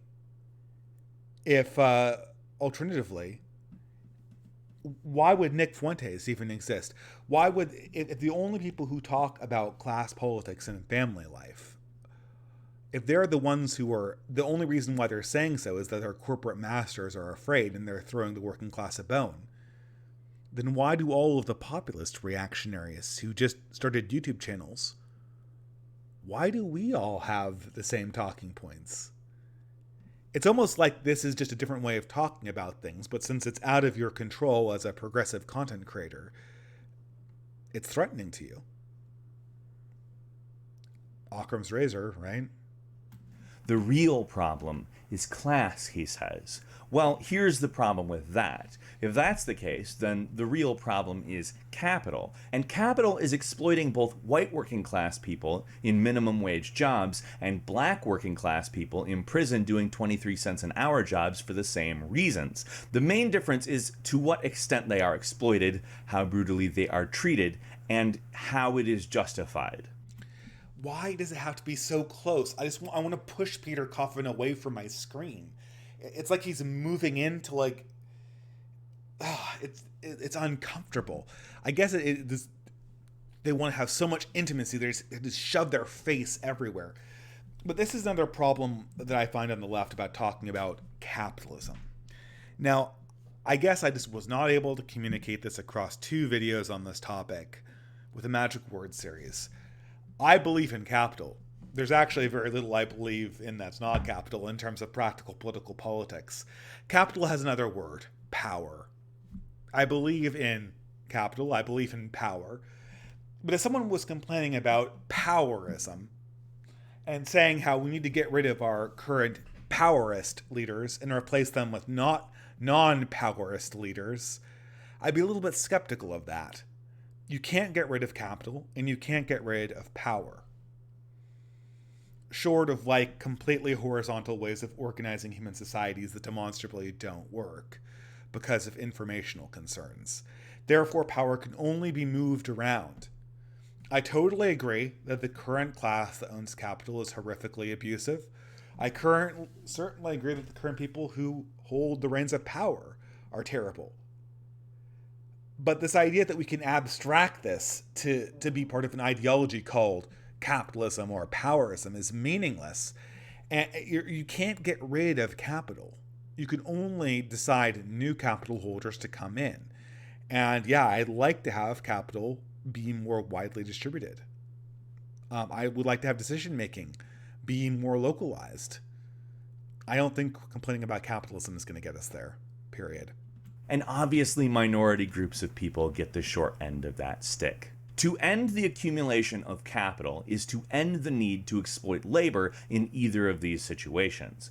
Would it solve every attitude towards race acquired in socialization? No, it would not, but it would end capital's hold over socialization itself. And socialization is a lifelong process we are all constantly going through. Yes. And breathing is a lifelong process that we are all constantly going through. Duh. Yeah. Vacant stare. This would create an environment in which conversations of race aren't happening under a boot, which, to be clear, is where they are currently occurring. Tucker places class into a false dichotomy with identity, reifying identity into a distraction from the elites, a thing they talk about to keep you from thinking about what they have which you don't. A lot of the legwork for this was done for him by the liberal elites who have done exactly what he has said they have done here. So, Peter, he's telling the truth. Again, this is the problem. Accusing your opponents of lying by telling the truth is it's a really bad road to go down. Again, the only way to do this is to paint your opponents as Captain Planet eco-villains. The liberal elite absolutely do use identity as exactly that. So Tucker Carlson was right. That's what you're saying, Peter. He was right. He's correct about this. Identity politics is used as a way to get... It's not really used as a way to get out of a conversation about class. It's used as a way to shut up the middle class. Identity politics wasn't really the way... I would say that, the working class was basically shut up in the 80s and 90s. And I think in many ways, the neoconservatives have a larger hand in that than do the progressive movement. But starting around the 90s, this whole race, class, racism, sexism, and homophobia thing, that's designed to shut up the middle class because they're next on the chopping block. They've done it to such an extent that he's been able to lean in and make points that, if taken out of context, sound leftist. Working class people of all colors have a lot more in common, infinitely more in common with each other than they do with some overpaid MSNBC anchor. It's actually brilliant because if a leftist argues against those points, then they're arguing against the language of class struggle and for the liberal elites, which, blech. If they argue for those points, though, marginalized people recognize them and act suspiciously. Rightfully so, might I add. Why would a marginalized person care about what Tucker Carlson just said? The only marginalized person I can possibly think of would be like, who would be like, oh, you're talking about how corporate America is screwing over family life. The only people who would care about that, would probably be like the non-binaries and, dare I say it, trans-trenders. Why do you care that we talk this way, Peter? If you are agreeing with everything we're saying, then we should be allies. We should talk together and get something done, right? But no. We're Captain Planet eco-villains because we don't think the gender exists, I guess. And that's enough. Yeah, I've never seen an African American who's like, you talk about class without addressing my concerns as an African American explicitly and loudly. How dare you? I'm suspicious. As a matter of fact, I've seen many more African Americans who are suspicious when poofed up white progressives constantly explain to them how much of an ally they are. That tends to make non-white people feel uncomfortable. When taken as an aspect of what Tucker does, they are devastating as they recuperate leftist politics while diverting attention away from the people this system punishes for simply existing. But here's the thing. Most of us are not the liberal elite. Marginalized people are not the liberal elite. Working class people talking about having healthcare are not the liberal elite. Tucker's audience is cut off from information, but they do respond to points about class. However, the anti-racism critique they have seen out in the wild is, racism is bad, and you are bad if you don't understand everything I'm saying and use all the language I'm using. This is coming from a person who promotes deplatforming people when they don't use all of the language he's using. The phrase, you don't understand, actually means you're willfully ignorant, and that means you're bad, and you'll always be bad. Then people like Tucker Carlson and everyone he represents have an in. These people do understand that they are exploited, and Tucker uses validation as a means of coercion. You are the good people. These are the bad people. So don't think about how you might improve your own life, or else they might overtake you. This is the way the right uses the left. A lot of the visible left refuses to understand that if we are not teachers and outreachers, then we will automatically lose because people are born behind walls. Obviously, these walls are metaphorical, but inside these walls, everyone is told that everyone outside is bad, and it is only inside the walls they will find good people. Again, I mean, I don't know. This is obviously a line that was developed in the academia in the 90s when progressives were all about openness and tolerance. When you're deplatforming people and calling people fascists and talking about how it's okay to hit them and shout them down, how does any of that make sense? You're erecting barriers against the people you don't like for whatever arbitrary reason you don't like them. You don't think people see that?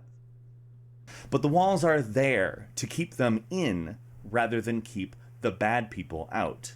They believe this by default because they've seen nothing else. The currently visible left just runs in, swords drawn, trying to kill as many of the inside wall people as they can. Because the inside wall people all think bad things, the left wants to wipe them out. But the left doesn't win when we take these people down.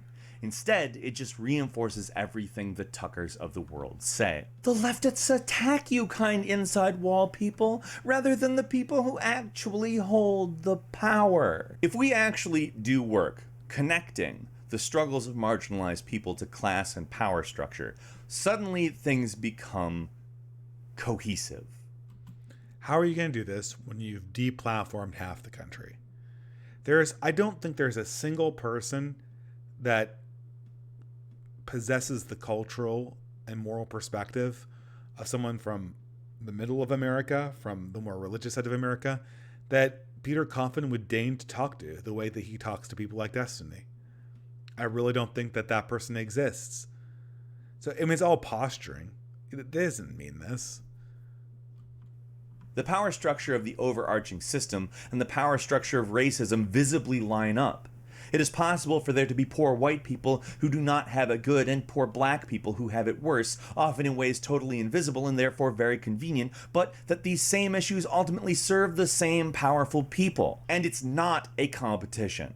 Who has it worse only matters when we're helping each other.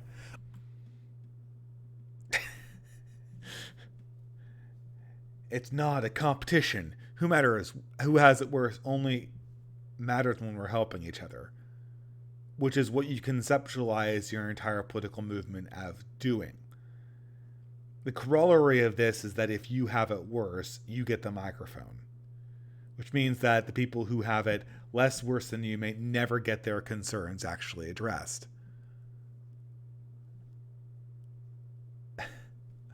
Our enemies are the same. It's capital. I think there are actually very few genuine class reductionists, and I think a lot of people actually think along the lines that I've specified here. Folks care a lot about image, though, and the word intersectional conjures a certain image, while class struggle conjures another. I think platforms like Twitter, where brevity is a priority, set everyone up to sound like reductionists, whether they sound like class reductionists or identity reductionists, because of the brevity of it and its encouragement to choose words differently than they might in conversation. I think the platform encourages one to note keywords and try to find the quickest path to know who we're dealing with. What we have on Twitter is a forced reductionism. People see a word they don't like and decide the person saying it is an ally of the elite, or There are a lot of symmetries between left and right. I'm not so sure this is one of them. The right does not trigger on words like this to nearly the extent the left does. I can't think of it. I can't think of the word that you could say, you could misuse a word and you'd get disowned by your conservative or reactionary friends on Twitter. That seems, maybe it exists in some really deep right circles that I'm just not aware of. I don't see the equivalent. This is a phenomenon mostly of the left because they understand the power of dominating this particular hierarchy, because you've told them that this hierarchy is the only thing that will matter going forward in your movement. And once you say this movement is, once you say that this movement completely revolves around this hierarchy and not this movement exists to solve this discrete problem, people are going to game that hierarchy because that's what humans do. some kind of racist who thinks only white men are actually oppressed. Guess what? White, cis, straight men who are poor and working class are oppressed and exploited. Oh shit! Part of what enables it, however, is an ideology that erases the further oppression and exploitation of other groups. It is invisible to them, and therefore there's no solidarity. When a poor white man says, I can't pay for rent and food, and a poor black trans person says, me too, also I'm more likely to be pulled over driving or killed walking, this is an example of two people without power who are forced into an immobile position in society, first by class, then by identity. In the big picture, they are not competing. Yes, but again, with any reasonable understanding of humans, you will know that hierarchy is a thing, social hierarchy is a thing, and being insulted or not insulted is a thing.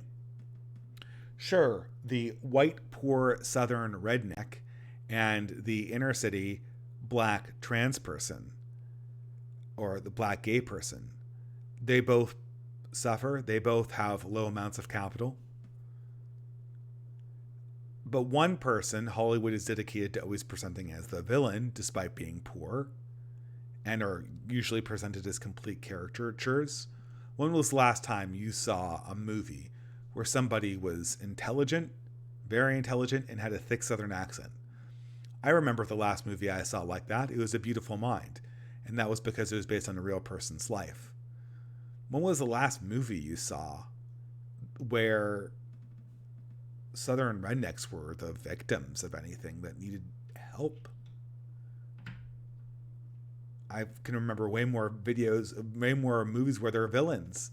Yet, it could be that you're not presented as the hero quite often as the black, transsexual, non-binary, albeit there's a lot fewer of that type of person than there are just poor white people. But when you're portrayed by Hollywood, the portrayal is sympathetic. And if it's not, there are organizations that come after the people who make those movies and criticize them very publicly. There is no oppression Olympics, except in the most vapid of social media spaces, liberal, conservative, and leftist alike. This is the person who's made 3 videos addressing why they needed to confront cancel culture inside the left. The issue is, before they realize they can work together and that fixing the problems of the black trans woman calls for addressing the same power structure that causes the problems of the cis white man, Tucker swoops in and says, "That's bullshit! You're distracting from real hardship!" And then he does this for a while.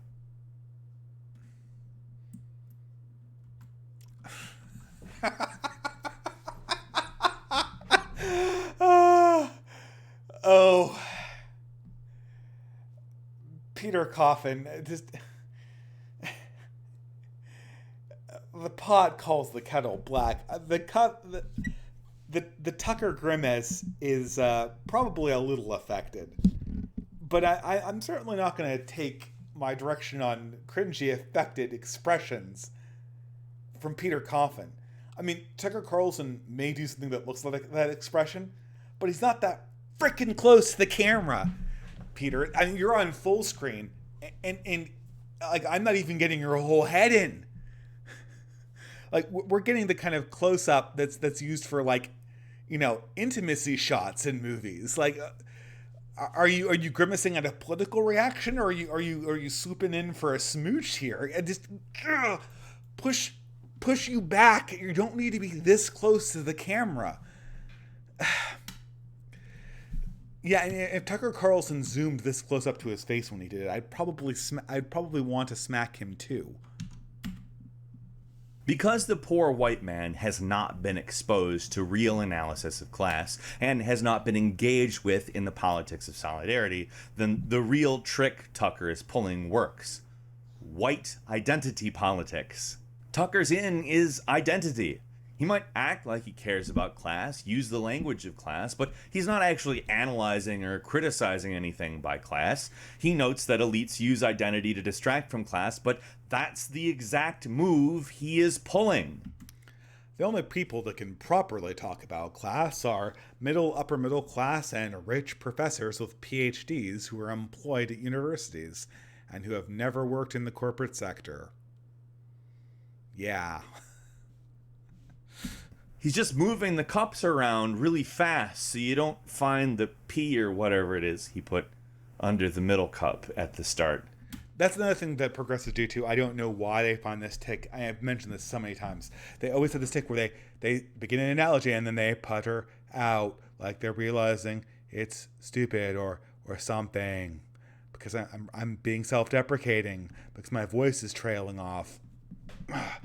And Peter Coffin does it on every one of his videos. Thought Slam does it on every one of his videos. Every progressive does this. And it's a trope that I don't know. Did they all get taught to do this by somebody? Someone originally started this joke where they trailed off to form like a self-deprecating joke about how their analogy wasn't working. And then they all copied it. And because there's zero self-awareness, they just keep on copying this really, really irritating trope. I wish they would stop it. Well, I don't really care because in about 2 weeks I'm not going to be doing these videos anymore. But, you know, I don't know. This is another thing that the Franklin, who's another reactionary YouTuber, he always criticizes me for watching BreadTube videos. How am I not supposed to be aware of BreadTube? I live in a progressive area. I meet progressives all the time. It's even gotten to the point where people are telling me about people I've literally debated against as if they were magical celebrities that are saving the world. Like I've heard, it's bizarre. Like I have to deal with the fact that this is the reality of the ideas of the people I live around. I know I've heard it. I know it's cringy, but how am I not supposed to at least address this and address it publicly? I don't know. Maybe someone can explain this to me. And I know Franklin's absolutely right. This is not really worthy content. This is just me sitting on a Sunday night. This is entertainment for me. I was going to watch this video anyway. But I don't, if I stopped watching BreadTube, I wouldn't get rid of these opinions in my life because everyone around me more or less holds them. Of the magic trick. Hell of a metaphor, right? The path to a real solution involves acknowledging all of this is specifically in service of those with unaccountable, irrevocable, and unjustifiable power. In capitalism, that's people with capital. It doesn't have to be capitalism, though, as we've seen similar mechanics in previous systems. Here's a question I brought to Ben Burgess.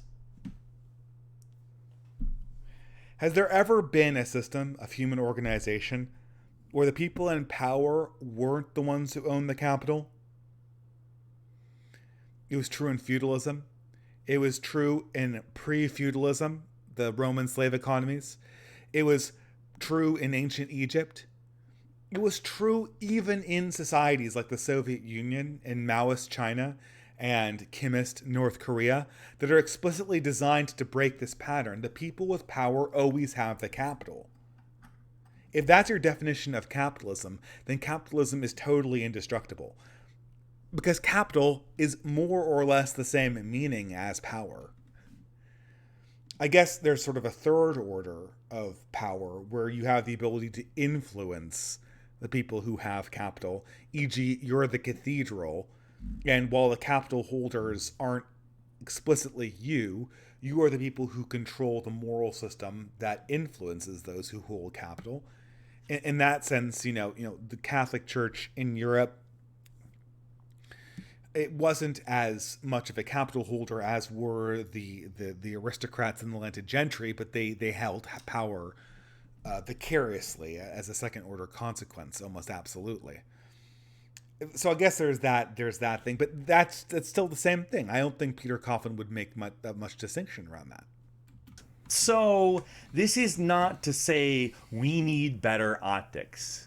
It's to say our politics must be underpinned with solidarity, whether that means listening to and aiding marginalized people in material ways, or understanding that poor white men are not actually the real problem, and everyone who isn't rich is in fact under the same boot. It also means understanding that no one is perfect, and that what is unproblematic is a form of cultural capital one must acquire. There are people holding lots of different types of cultural capital, and wokeness happens to be one, the norms and information associated with it. So Peter Coffin's big idea, the one that, insofar as Peter Coffin has ever had ideas, and he presents this, and this is what a lot of times BreadTube presents, okay, this is a complaint about BreadTube. Okay. This is a larger one. And I'm going to hold on a minute here.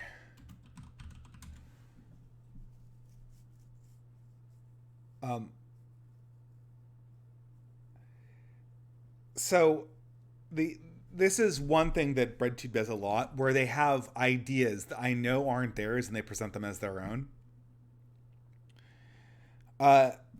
For instance, Peter Coffin's big idea that he claims is his own is that social media clout is a form of capital.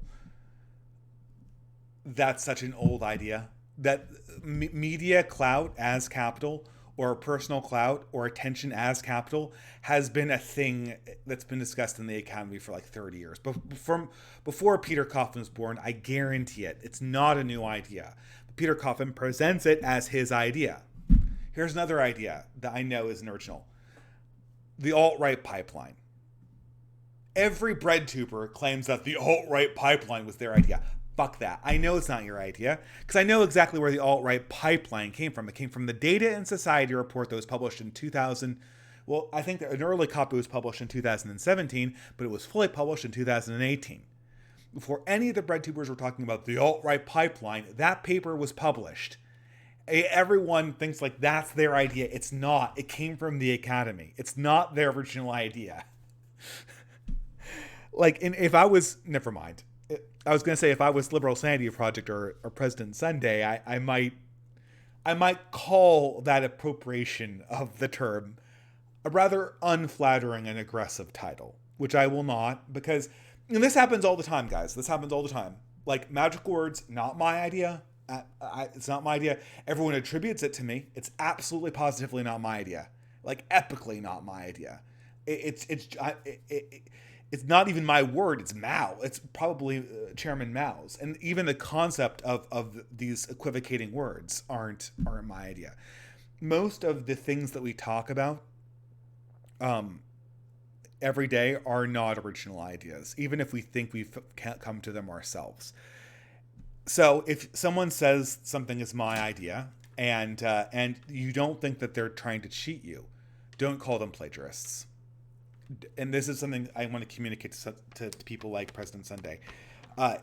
Because it's so easy to accidentally copy an idea that you thought of that someone else thought of you beforehand. It's so easy to do that. Correct people and then move on. Unless you're in some context where like due diligence is just like absolutely needed. But just, you know, but at the same time, so Peter Coffin's big idea, and that was a huge digression. His big idea is that tension is cultural capital. Okay, fine. And then he's like, well, we have to treat it like capital. Well, I thought weren't you gonna like equalize capital? So does that mean that we have to flatten attention too? So like if a rock star is too popular and has too much social media clout, we literally have to redistribute the attention that like Jimmy Page gets, or to lesser guitarists. Like Led Zeppelin's too popular. We got to distribute that popularity to someone else who's less popular. I mean, that's the consequence. Like ContraPoints is a popular YouTuber. So let's distribute some of their subscribers. Like, no, I don't want that. That sounds nightmarish. But that would be the natural consequence of modeling it that way if you wanted a radical equalization of capital ownership. And, you know, this is, again, this kind of goes into the thing, but I'll let Peter Coffin go on. We're almost done. I'll be talking about that further in an upcoming Many Peters because I find that to be quite an interesting topic as well. And now it's time for the value extraction portion of the video. Okay, well, I'm done then. Okay, so I didn't hear a single criticism of Tucker Carlson. We assumed at the beginning that he was a Captain Planet eco-villain, which, you know, if you're a Captain Planet eco-villain... Oh, by the way, I used to think that Captain Planet eco-villains didn't exist, but apparently Richard Spencer is literally a Captain Planet eco-villain. So... For those of us who've heard that ridiculous clip of Richard Spencer freaking out, what the fuck? So I guess Captain Planet eco-villains actually do exist, and their name is Richard Spencer. And so if you're a Captain Planet eco-villain, and you're extraordinarily immoral and immature and callous, then, you know, please stay away from me, my community, and my movement. Please and thank you.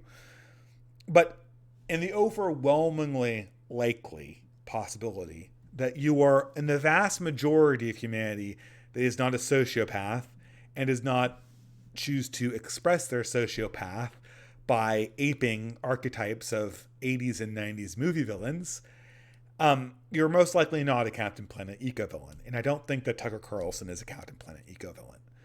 Once we discard the assumption that Tucker Carlson is a Captain Planet eco-villain, then Peter Coffin has made no argument against him. He said, Tucker Carlson is right, but trust me, even though he speaks truth, he's really lying to you. Because I know deep down in his soul he's a Captain Planet eco-villain. I'm sorry, Peter Coffin, but, you know, the left being right about Richard Spencer aside, I don't think all conservatives and all reactionaries are horrific monsters, because I'm not a horrific monster. No, I'm not the best person in the world. I'm very flawed, but I know I'm not a Captain Planet eco-villain.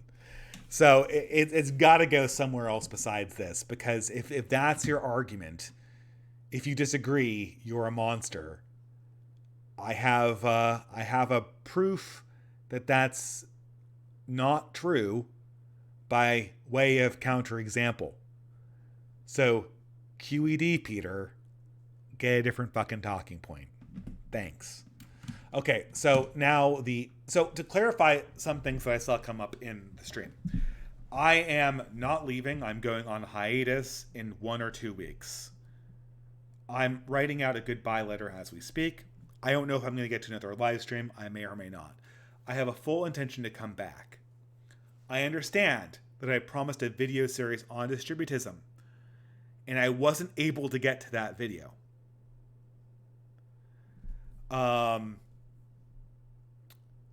So, and I'm going to say this in my goodbye letter. The best response to this, I wrote most of it, or I outlined most of it, and I recorded about an hour of it, and I realized I didn't get 5% of it. So the possibility was release a rushed video or postpone. And I think this is the best solution. I'm going to go on hiatus with the Distributism video unreleased, with the understanding that the Distributism video will be the symbolic last video of the first season of this channel, or the first video of the second season. It will be the bridge point. It will be the Shroud of Laertes, the incompletion that I will promise you I will make. I can't promise it will answer every one of your questions because I'm not an expert on economics, right? I'm just walking you through how I think about economics and why I think distributism is the best representation of the proper way to think about economics. And it will be a longer video series. I have no idea when that video is coming out because I don't really have an idea of when my hiatus is going to end. I'm going to work on it incrementally. And I think when the distributism video comes out, you'll know that my hiatus is half over. So my hiatus will probably be, I don't imagine it will be more than a year. It will certainly be more than 3 months. But somewhere in between 3 months and a year is most likely going to be it. So the distributism video will come out and it will mark the halfway point of my channel's hiatus. That's the fairest way I can approach the fact that I just don't have the time to produce that video. It's not that I don't want to. It's not that I don't have anything to say. I just ran out of time. Sorry. What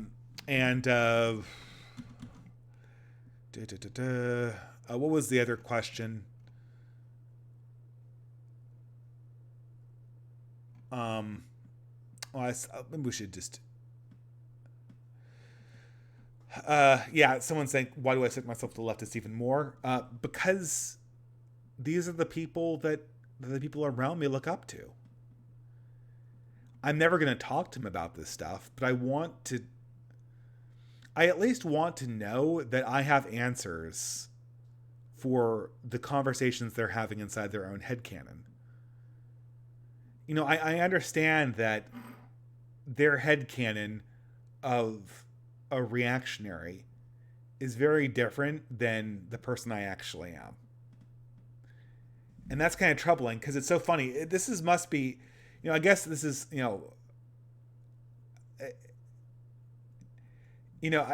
probably gay people went through this in the 50s are like, oh, well, there's this perception of gay people being this way, but I know I'm not this way. If only you knew I was that person, you would know that we weren't all like that.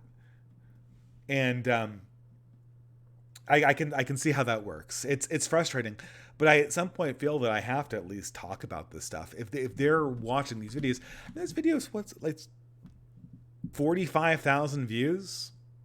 That's really good. That's better than most of the videos on my channel.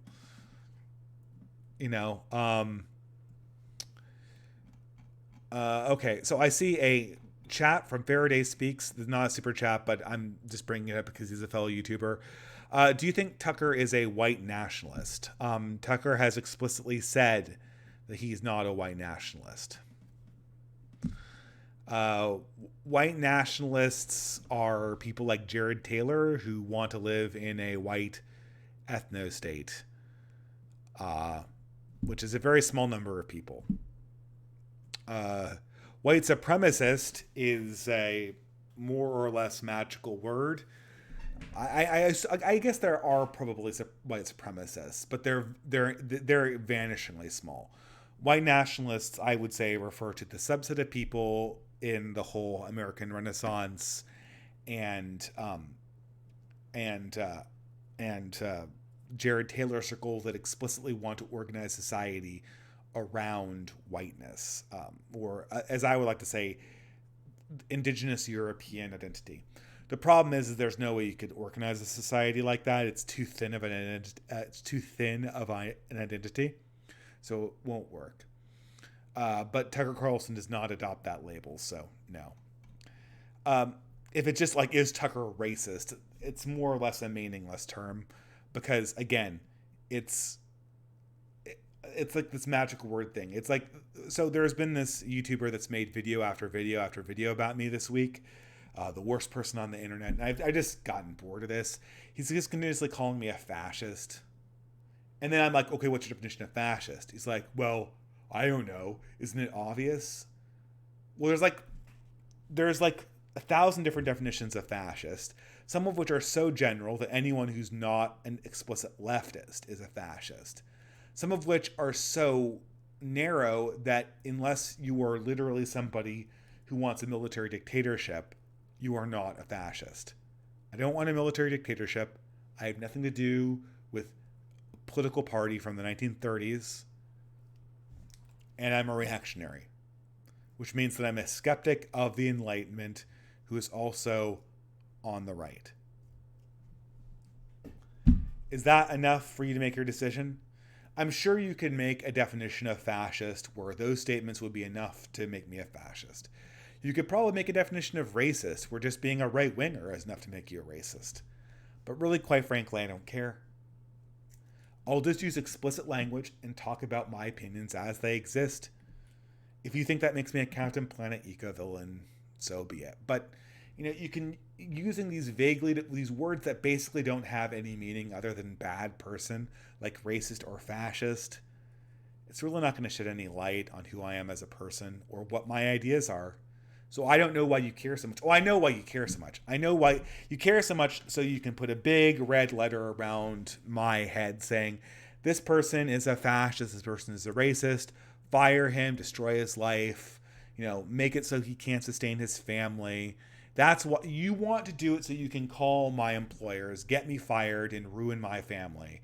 Because you've attached the right scarlet letter to my name, and you can use guilt by association to destroy my life. And fuck that. Fuck it. I'm not playing that fucking game. And that's what this game is. So, I mean, you can look at what Tucker Carlson's ideas are. I mean, his talk to the National Conservative Conference, that was an amazing speech. And it sounds genuine.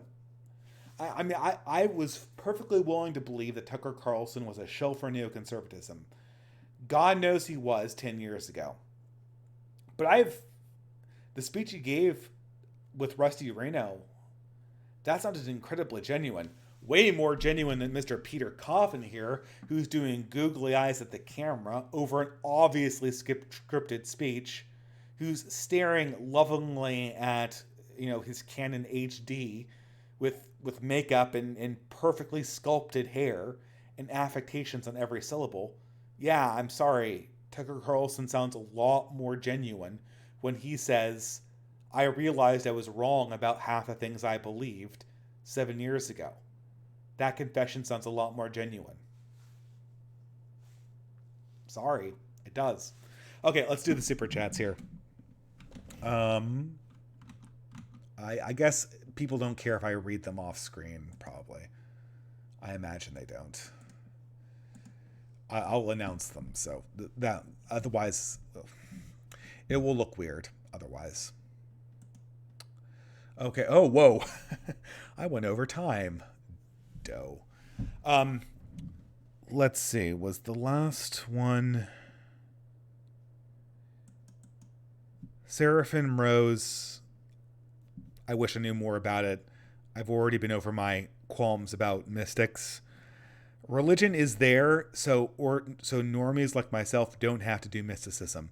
Mysticism has to be approached with extreme care because it can become sorcery with a very, very little deviation.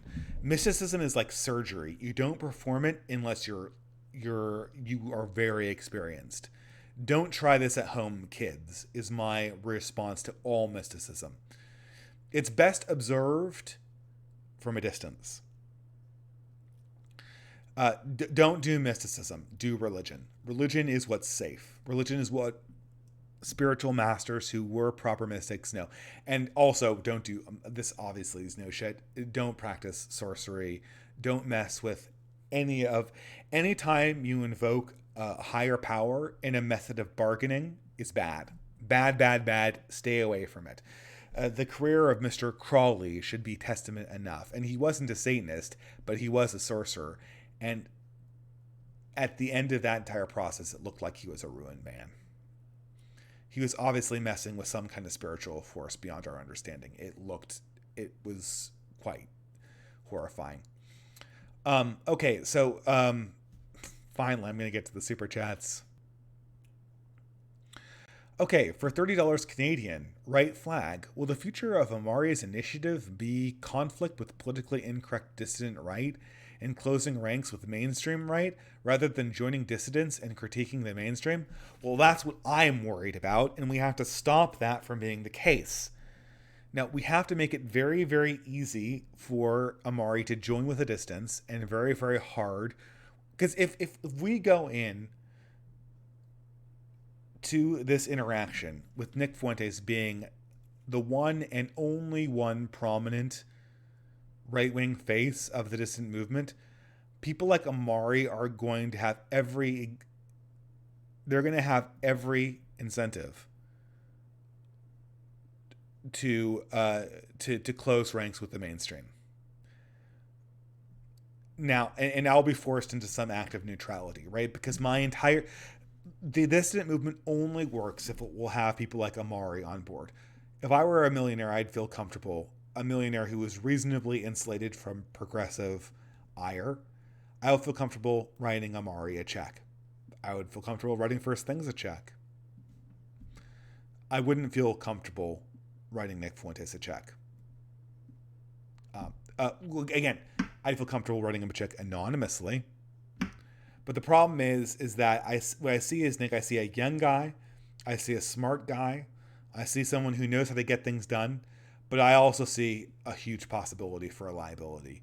If you were a donor and you were looking at Nick, you would have that Richard Spencer monologue playing on repeat in the back of your mind before you put your name on that. I hope it's going to change. I think Nick I think once Nick matures and develops out of this whole meme culture thing, he's going to gain a lot of the constancy and character that's needed to lead something bigger. And maybe that person is going to be the part of the process of linking up hands between the two camps. But the link is needed. The online right can't meme their way to victory. You can't get people who like polite conversations over tea and who are in multiracial religious communities on board with something that they feel is safe. Then you do not have a reasonable right-wing movement. Like I said, it's the roaming millennial test. Would roaming millennial feel safe in your movement? You don't have a character like that. You do not have a working coalition in any way, shape, or form. That's my very cynical take on the matter.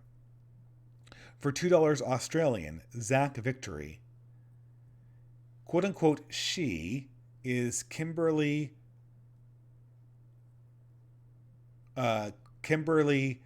Guilfoyle, was on stage with Dawn. Kimberly.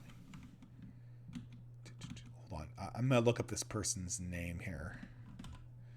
Kimberly. I've heard this name before. What is it again? Kimberly Ann Guilfoyle is an American political analyst and television news personality who co-hosted The Five. Okay, so I guess she was on stage with the TPUSA people. I'm sorry. I wish I could answer this better. I don't know what you're talking about.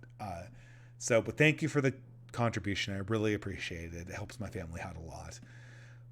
We're not in a tight financial state, but we're in sort of a liquidity trap. As much as I want housing prices to drop in California for the good of people like me, please don't drop right now. For $5, spam account. Thanks for the good content as always. Your videos have been a tremendous resource to help me sort things out in the past year. Have a good evening. Well, thanks, man. I'm really... it's going to be tough not making videos anymore. But I think... Here's the thing. I'm curious about this. For 6 months, probably about 6 months, I'm going to have to not be a content creator. I'm going to have to learn how to be a good follower. I don't think I'm ever going to be completely gone. I'm certainly not deleting my channel. If my channel gets deleted, I didn't delete it. YouTube deleted it.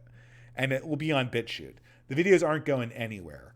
So don't trust anyone who says that I fled the platform or anything. The videos should still be there, except for a few that got taken down due to copyright flagging, which I think there is one in particular that I need to remind myself to repost. It's on my to-do list. But I'm going to have to learn how to be part of the background for 6 months, and I think that's going to give me incredible insight. The Distributism video series is going to be very much in the same spirit of a standard Distributist series. But when I finally come back from hiatus, I wouldn't doubt that my approach to YouTube will be incredibly different. I don't expect to become progressive at all, because the life change I'm going through has a tendency to make people more conservative, statistically at least. But I wouldn't be surprised that in tone, I don't take a very, very different approach. Possibly more contemplative, possibly more spiritual, but whatever I can do to help my audience is my priority. Like I said, I'm not doing this for a living. I'm just doing this because I like it. I like talking about this stuff. And thanks everyone watching for satisfying my own dark need to watch BreadTube constantly. I don't want to subject you to the kind of videos that people in my home state like, but, well, I kind of do want to subject you to it because, misery does love company. But, well, okay. Moving on. For $9, the Wooster, thank you for your contribution. Have you seen Peter Thiel's Straussian moment interview with the Hoover Institute? He was openly doubting the Enlightenment like a reactionary. I would like to know your take. I haven't seen it. I've heard about it. To be quite honest, Leo Strauss was one of the ideological founders of neoconservatism. I believe I read one of his interpretations of Plato a very long time ago, and I thought it was one of the most cynical takes I'd ever read. One of my early life mentors in college was a Straussian, and so I have respect for Leo Strauss, but I consider him to be more interesting by his mistakes than by his he made more interesting mistakes than he made contributions, which is certainly a good reason as any to read him. Like I said, you should read Ayn Rand because of her interesting mistakes more than her interesting ideas. And I consider, from my very uneducated point of view, my emotional take for the very little I've read is that Strauss made interesting mistakes. But I'll try to check that out. To answer also a previous question, yes, I am reading Bronze Age Pervert, Bronze Age Mindset. It's very interesting. It's very much a follow-up to sort of 19th century Nietzschean ideas. It's very poorly written. And by poorly written, I don't just mean like Ayn Rand is poorly written. Like, she's a competent user of words, but she has like horribly written characters and sentences that go nowhere. And it just violates all conventions of good taste.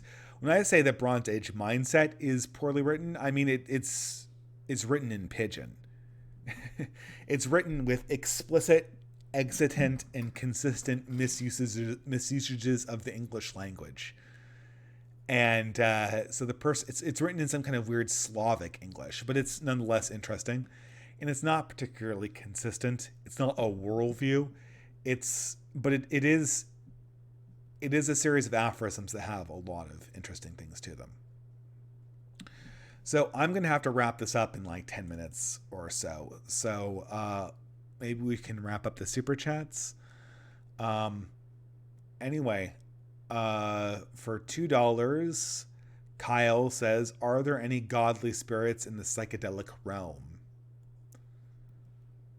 By godly spirits, do you mean angelic spirits? I don't doubt that you can come into contact with angelic and demonic spirits in any state of mind that you happen to be in, including psychedelic states of mind. I would highly distrust any spiritual insights that are obtained in a psychedelic state, although I'm told that they have some benefits for your creativity. I've come to distrust substances. I imagine that the overuse of pot has wiped out an entire generation of people who would have otherwise been highly productive creative minds. I think that that drug, which is essentially, its net effect is to turn you into a more lazy version of yourself, is I think that that has probably had a very negative impact on our overall creative output. Maybe it's part of the whole Mencius Molebugian drop off. I did kind of want to make a recording of Sam Altman isn't a blithering idiot, but I don't know. Maybe I will or won't have time. Who knows? My priority is to make the last video goodbye. It's sad, but that's it. How do you feel? So for $5 Australian, Pastor Whiskey, how do you feel about Catholic saint worship in Ireland and Latin America? I feel like a corruption of the faith from pagan fringes like voodoo. Well, I mean, in short, relic and saint worship has been abused in syncretic ways. So there is that. But it is a legitimate thing not to worship saints, but to use them as intercessors. And I see nothing wrong with such a beautiful tradition. I myself really dislike relics for very much the reasons that you're complaining about here. I think that I feel emotionally like they cause as many spiritual problems as they solve, but very much more spiritually people have said that I'm wrong about this. So I defer to their superior wisdom and say that relics are fine with certain restrictions. But I appreciate the emotion. Although in terms of the saints, I can just say from my own point of view, it's good to have examples of people who are closer to you than Jesus, because Christ is, I mean, you know, I've said this in my last edited video. I mean, Christ's example is so far away from what you actually are able to do in your own life. And sometimes you need to look to people who are more flawed. And the saints are flawed. They're saved, but they're flawed. I mean, Joan of Arc certainly was flawed. You know, Sir Thomas More was certainly flawed. I mean, Thomas Aquinas, I mean, he demonstrated a huge amount of academic vanity, and kind of very archetypically. So,